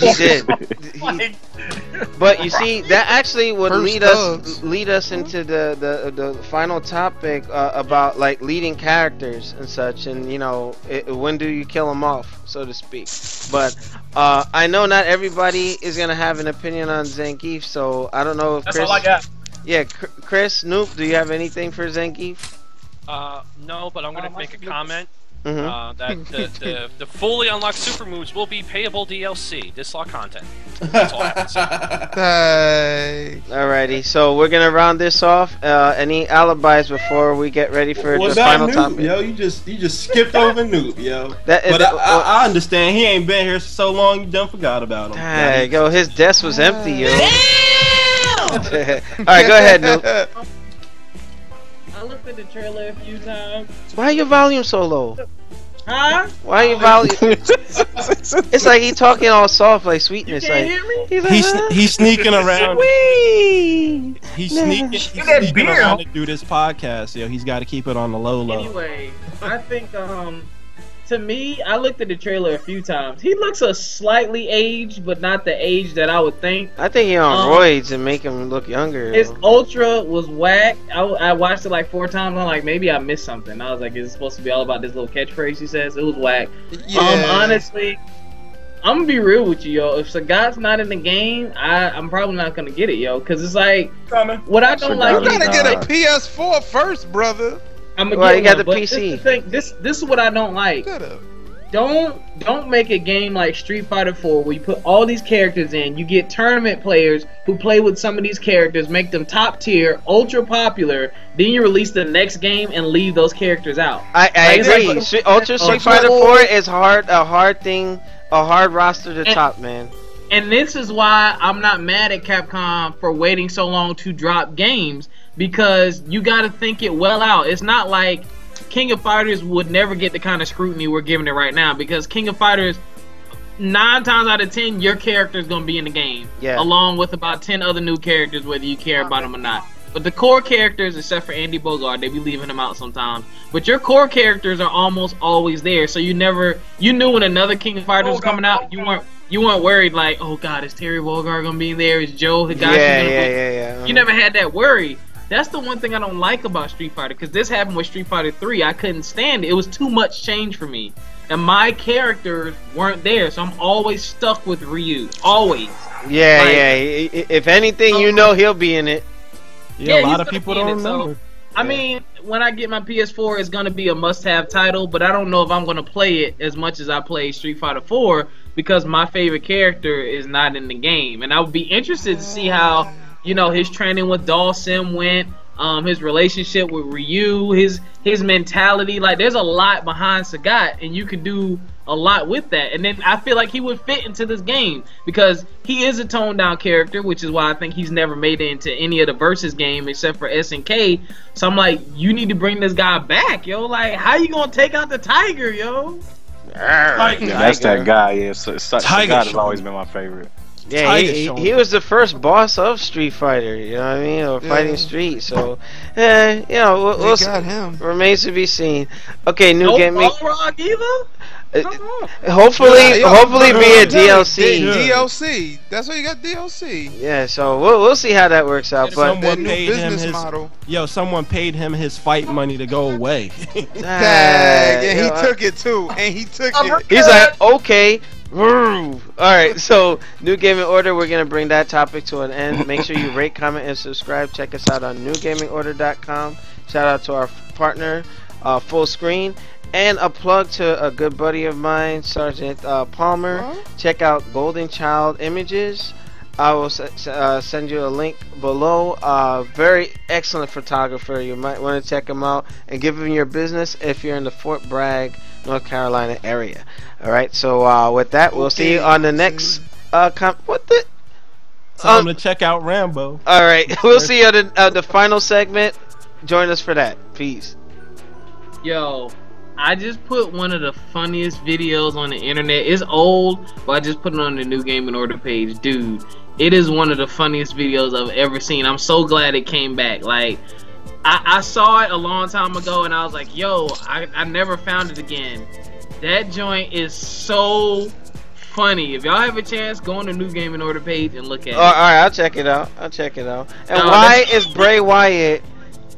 Yo, this whole thing with Roman Reigns is like Final Fight. Braun Strowman looks like Hugo's cousin, yo. What Wayne? Unbelievable. Roman Wayne's. What?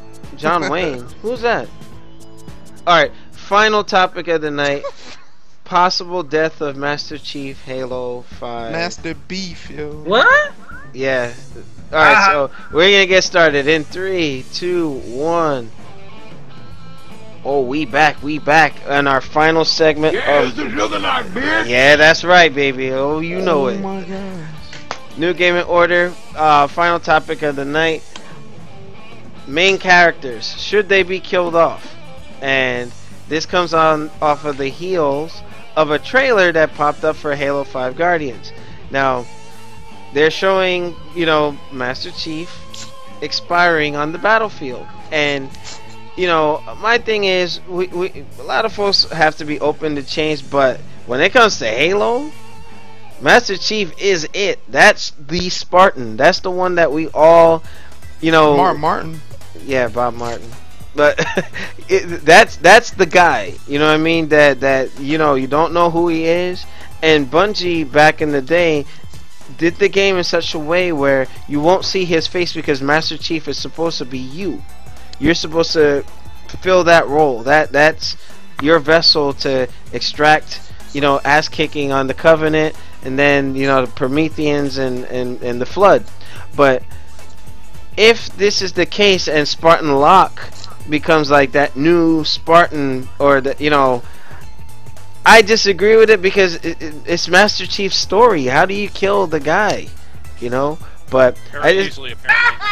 yeah, I just wanted to get everybody's opinion on that because, you know, I'm a big Halo fan. To me, I see Halo in the way that some people see Star Wars. I'm very into that story, you know, and I just don't see that being a good move for you know, 343 if they're and you know, I think it's clickbait. I think it's just to draw people in, like, oh shit, Master Chief's gonna die in this one. Let's find out. You know, is he heartbroken over the whole Cortana thing that happened at the end of Halo 4? You know what I mean? So just wanted to open the floor with Demizzle and then work our way around. But Demizzle, I'm sure you saw the trailer. What are your thoughts? I don't think they're gonna kill him. Like, as you said, it's a way to get people drawn in and invested. Like, oh man, the main character of the series may die, but this is gonna be a trilogy. Like the Forerunner series is gonna be a trilogy, so I don't see them killing him off in the 5th game. Maybe the 6th game, because that's expected to be the last one of the series. Really? And well, the Forerunner series, I don't think it's gonna be the last Halo game, but it's going to be the last game in the Forerunner series, and I think they're going to kill him off in that one and introduce Spartan Locke as the main character in Halo 7.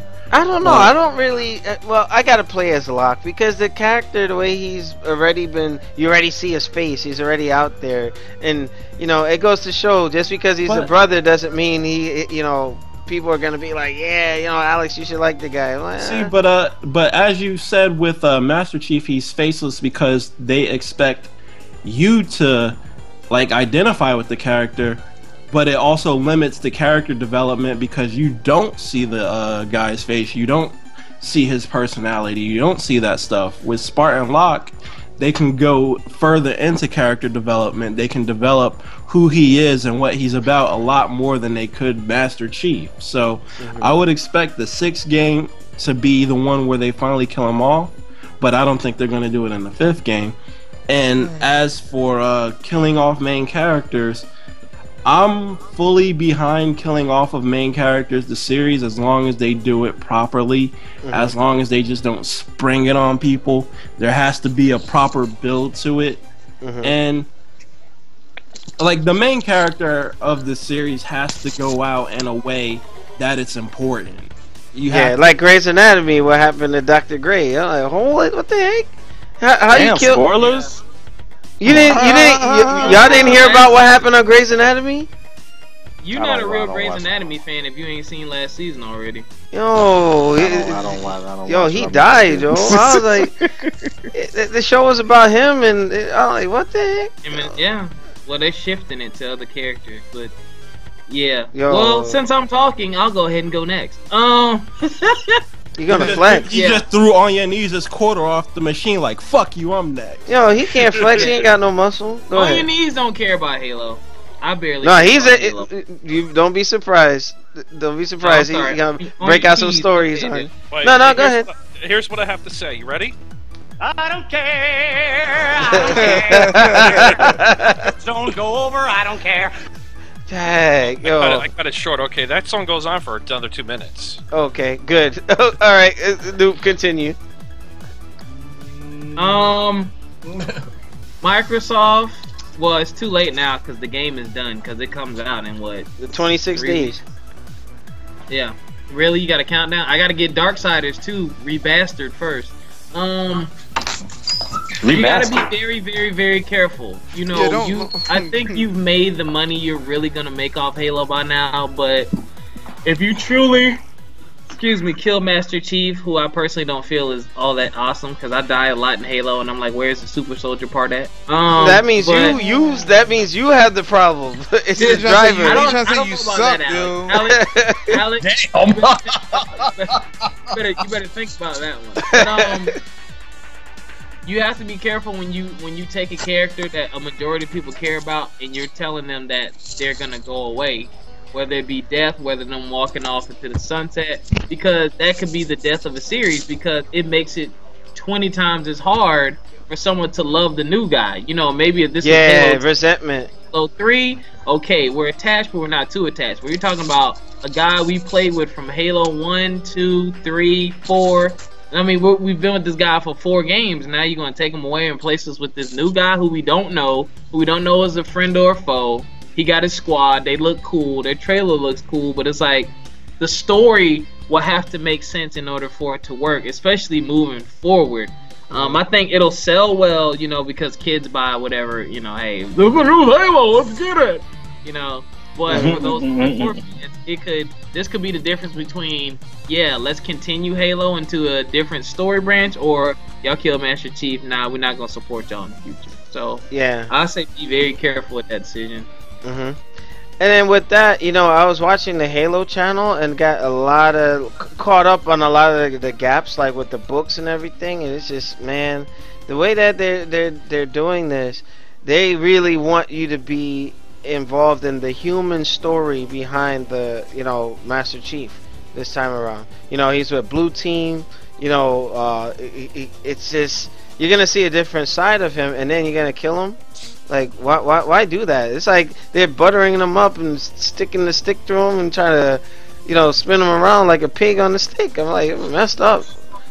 But at the end of the day, it's just, they gotta be careful. People are attached to Master Chief, you know, and even with, you know, everybody knows that Snake or Solid Snake eventually dies off in Metal Gear, but you don't see it on screen. It's just like you already know what happens.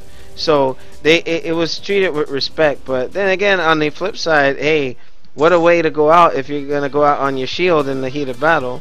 You know what I mean?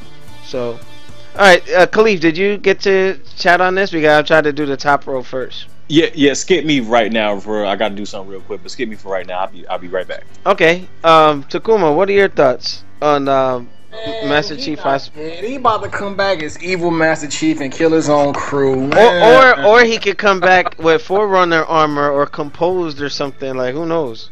He about to come back as an evil version. But this is not Lords of Shadow where you get attached to a character and that character becomes the bad guy. Come on now, like, no, let's. He's gonna come back as somebody else's character, right? He's gonna come back evil, and then the next Halo, they're gonna turn it back good. So yeah, spoiler alert. He's gonna come back with the Setsu no Hado. Right, raging demons. Oh, that's what happened with Gabriel Belmont, and then come to find out he was Dracula the whole time, and you're like, what the heck? Like the first Belmont. Somewhere in space, he turned to the Sasu no Hado. It became evil Master Chief. Hadudu, what? Did he say Hadudu? He was like, he go like. Alrighty. Damn. That's all I got. I'm not really a big Halo fan, so. Okay. I got extensions onto what I said. Like, if they do it, they can't do it like they did with Metal Gear Solid 2, where they pull a bait and switch. Yeah. Because that will turn people off from the series even more. It took Metal Gear a lot to get their fans back because they were so mad that Raiden was the main character of Metal Gear Solid 2, and like all the advertisements were built around Solid Snake. That was possibly one of the best kept secrets in video gaming history. Yeah, because nobody knew who Raiden was up until they played the game, and it took a long time for them to accept Raiden. Right. You know what I mean? It was just a heated I still backlash. don't accept his punk self. Go ahead. Hey! Like, they can't just like have you play as like maybe a chapter or two of Master Chief and then the rest is Spartan Locke, because I think it's gonna go back and forth between the two teams, because Team Osiris, they're treating it like two sides of a coin. Like, right. So it's like it's gonna go. Yeah. Right. But they can't have they can't have the focus be on Spartan Locke and his team and less on Master Chief. They No, can't I don't. I think it's gonna be 50-50. The teams are gonna cross paths eventually, and obviously, you know that in the trailer, Locke is going after Master Chief, saying the blue team went AWOL, and hey, he's a Spartan 14, and freaking Master Chief is a Spartan 2. So I don't know what the tech is or whatever they're doing with that. And on a sidebar, I don't know if any of you watch Castle. I like that show. I didn't know that the freaking Castle was the dude from ODST with the Osiris armor shit. Buck. Yeah, I'm like, what the heck? Like, because in original ODST, the faces weren't fully, fleshed out. Now you see this CG thing. I'm like, that's the dude from Castle. What the heck? Yeah, it's Nathan Fillmore, also known as Mal from Firefly. Okay. So for the sake of time, Let me get this, man. All right, I actually was thinking about this on the perspective of a Metal Gear fan, because Metal Gear being my favorite franchise. I think that's an echo there. Mm-hmm. All right. Well, anyway, but Metal Gear being my favorite franchise, I thought about would I like it if they killed off Snake, and the answer is no. But that's because he's so part of the franchise. He's pivotal when it comes to the part of the game. There, when you play Halo, or when I play Halo, and a lot of people play Halo, some people don't even finish the campaign. A lot of people will play just the online portion. Yeah. And then you do have these spin-off games that, to me, in my humble opinion, were some of the best of the series. ODST is probably my favorite Halo, to be honest. What? Really? I'm just saying. Yeah, I don't know about that one. And this is what I'm gonna say, because like I said, everybody had their own opinions how they feel about it. But I liked it. I loved ODST. I put more hours into ODST than in any Halo. Because of the firefight mode. Because of you think it was better mode. than Reach? Reach was one of my second favorite. So Okay. that's my point. My point is, Halo is not Master Chief to me. You know what I'm saying? So for them to go forward without Master Chief, it wouldn't be no big deal for me. But for some of the people that started, of course, I get that. But if for them to kill off Master Chief, I don't think that it would be as big as a blow as kind of everybody would make it to be. The hardcores would. I am no way, shape, or form a hardcore Halo guy. I'm putting that out there, there right now. I'm not a hardcore Halo guy, but I do play my Halos. I consider myself pretty good. I can get in there and whack some ass up in there if I wanted to. What the heck? Yes, sir. Everybody can get it, so I will probably. What the heck? He kept going. I'm just saying. I'm gonna probably get Halo 5. I'm still contemplating, because I don't want to pay for Xbox Live just for the Halo. But we'll see. But anyway, back on topic with. I feel like that they could kill off Master Chief and Halo would be okay, because you don't play as Master Chief. You don't play as Master Chief in the multiplayer. You know what I'm saying? So it's one of those things where it's just a cosmetic. And to me, like Halo, not Halo, but Master Chief is not a compelling character. We don't know anything really much about him, as far as there's lore about him. And you have to get into the books. But the mystery about him is like, I think that's his draw too. It's part of the draw. I get it, but it's not one of those things where, oh my God, Master Chief is gone. I feel like that I've known this guy forever. I feel like that I made such a connection with Master Chief. No, I don't. You know what I mean? For those who played Halo since Halo 1, that's. It did take you on a journey, though. It took you on a journey. That's what I'm saying. That's it's one of those things where everybody's gonna have their own opinion, because some people have that franchise. It may be a different franchise. Like I said, for me, it's Metal Gear. But Metal Gear is not, anything else but that story. Halo is the story and the multiplayer champ. As far as I'm concerned, multiplayer was pretty much big from Halo back in the Xbox Live. So Halo's the OG for me for multiplayer. So as long as they keep the multiplayer right, I can give two shits who the main character is. I really don't care. Okay. And lastly, Shinmar, Say And no. and just so you guys know, me, Shinwar, Demizzle have a history with Halo. If it wasn't for Demizzle, I wouldn't even know Xbox or that game. So I have to thank him for that. But Yo, you know, XB Connect, yo, remember that? yeah. All right. So what are your thoughts of the possible death of the chief? Um, if that's the prevailing rumor and everything, he's got to go out in style and Said I'm in cheapen denial. it. Don't cheapen it and bring him back in the next game. You know they're gonna Don't- do it. Yeah, man, that's the bad part. Like, you cheapen it, it makes real no meaning. It's like they're just doing it for shock value. You gotta have, you know what I'm saying? It's gotta have meaning. But if what Demizzle said is true, and conclude this trilogy and then potentially kill him off in the next, long as he go out in style and it's gotta have meaning to the to the story and the series, then it's cool.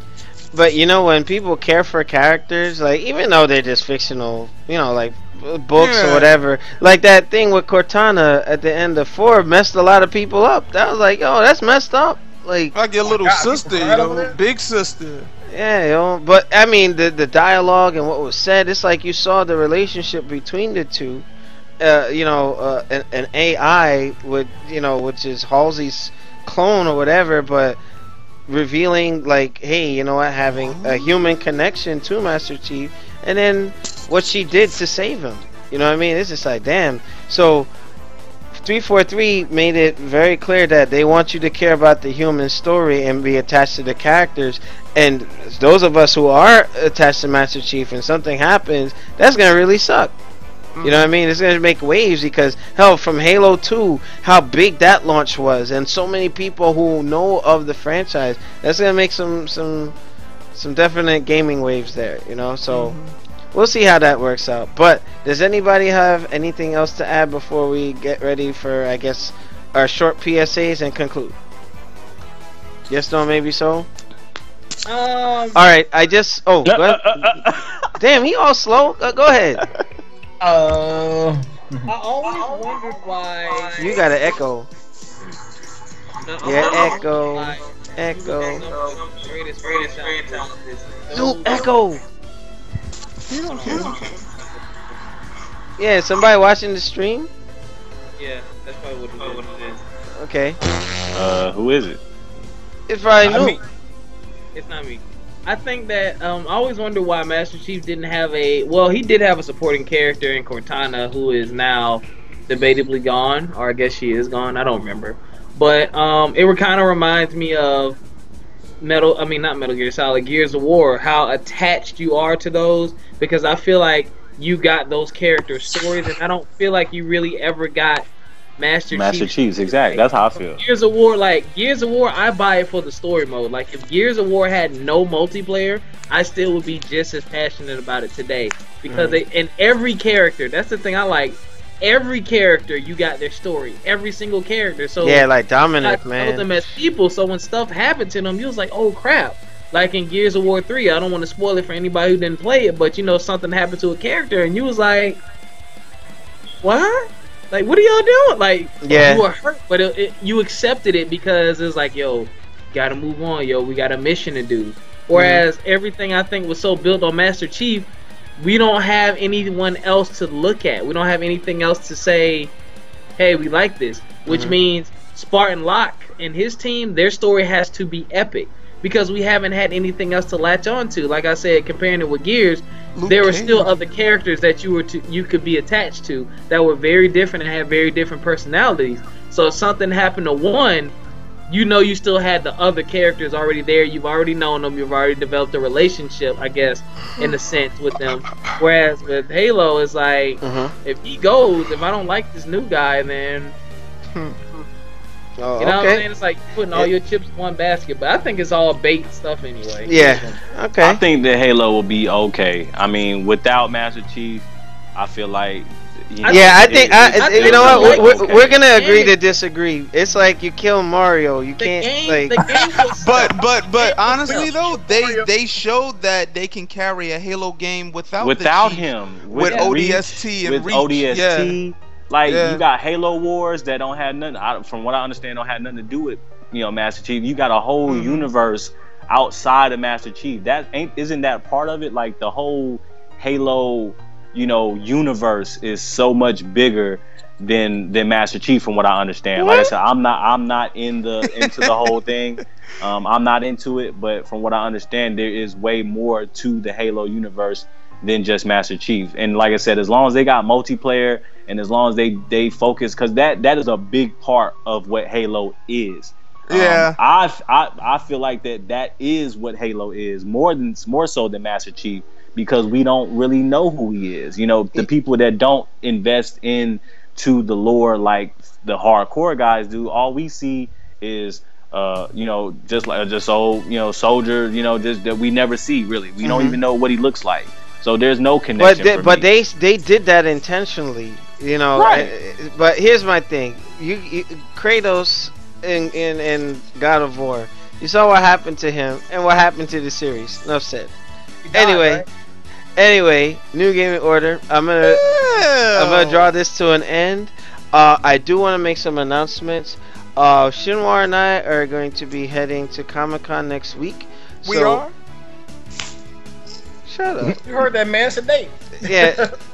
Shut the hell up. Unbelievable. So, like you my bitch. Oh, you come to Comic-Con. Oh my goodness. My cousin Goken is gonna go Friday. Shinwar and I are going Friday, Saturday. If any of you who are watching this broadcast are gonna be at Comic-Con, we'll do a meet and greet. Probably get like a video of you, shouting out the show and shout out whoever you want over there. So be on the lookout for that. And I am going to be gone for the next 3 days because I got to go to Fort Dix for weapons qual. But when I come back, Friday night fights, I'm going to rotate the game out. We're going to do MK Mortal Kombat. So I know I'll get Fierce in there, Shinwar, a couple other folks. So Playing that game. Go ahead. unbelievable. And then I'll probably put Dead or Alive 5 in the rotation. You let us know what you want and then we'll go from there. Alright, so with that, rate, comment, and subscribe. Check us out on newgamingorder.com. Shout out to our partner Full Screen. And anybody wants to plug anything, and shut up, Noob. Any of your projects before we go forward. I got 3 PSAs real quick. Okay. Justin, the Terminator franchise is apparently on hold indefinitely at Paramount. That's one. What? Why? I'll put the link on the Facebook page. And they financially they were decent. And just like Pacific Rim 2 has been canceled as well. No, it's on indefinite hold. No, it's canceled. Part 2 is canceled. Wait a minute. No. I posted it on I'll put it on the Facebook page. Erroneous information. Let me stop. Go ahead. Kevin Feige from Marvel is open to casting UFC fighter Ronda Rousey as Captain Marvel. Unbelievable. And I had one more, and I can't find it. As long as she can act, though. Deus Ex pre-order got canceled. Yeah, that did. Yeah, that got trashed. Why? Because it was stupid. The people told Square Enix no. In Square Enix. Pretty much. Wow. So that's for the consumer. Good job, people. No, I heard there was a rumor like they were trying to base what was going to be DLC based This on is the thing. This was the thing. They had 3 different tiers. Basically, you can choose your pre-order. Your pre-order. Actually. Well, yes, whatever tier. It was a certain. Basically, you could pay for different pre-order bonuses, and they were trying to make it to where if a certain amount of people pre-ordered the game would come out 4 days early. A whole bunch of just dumb shit. And that was the top tier, the early release. Okay. Interesting. Right. Good PSAs. I got one PSA. All right. Edge World 14 Retros come out Saturday. Make sure Ooh, to go pick ladies! up. Yep. Ladies! I'm getting 2 pairs, so yep, go do that. Fuck them I wear expensive 10 ass and a half, sneakers, man. What does that have to do? You know what? Takuma's fired. I'm done. I got a couple, man. All Fire. The all my PlayStation guys out there, 3.0. Well, 3.0 update is out. It's okay, I guess. The community I gotta feature. update it. Community features. Community features is the best feature on there. Definitely check that out. Everything else is so. And definitely check out our review for Metal Gear 5 that we did last night. Went all the way in. So just go ahead and check that out. All the way in. What the heck? Hips deep. Yes. All right, new game in order.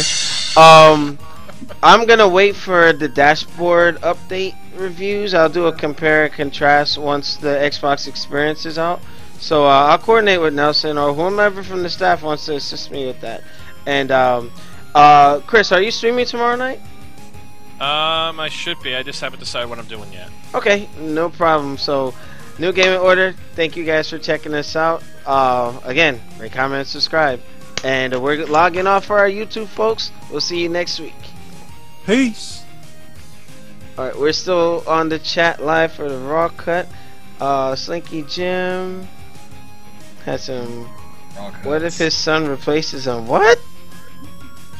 Master Chief got a son? Indiana, we here, man. We made it, man. Brought all the good shit out, man. Brought my good necklace, brought my good earrings, all my good shit. Yo, don't.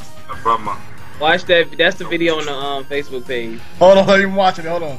Unbelievable. Big Bob. Listen. Well, I gotta go get some food, guys. I'll be back. Alrighty. Okay, I guess that's it for the director's cut. Because of the technical difficulties on the main page, at least we have the local recordings for YouTube. Go, Vic. Go, Vic. Alright, cool. Alright, new game in order, director's cut.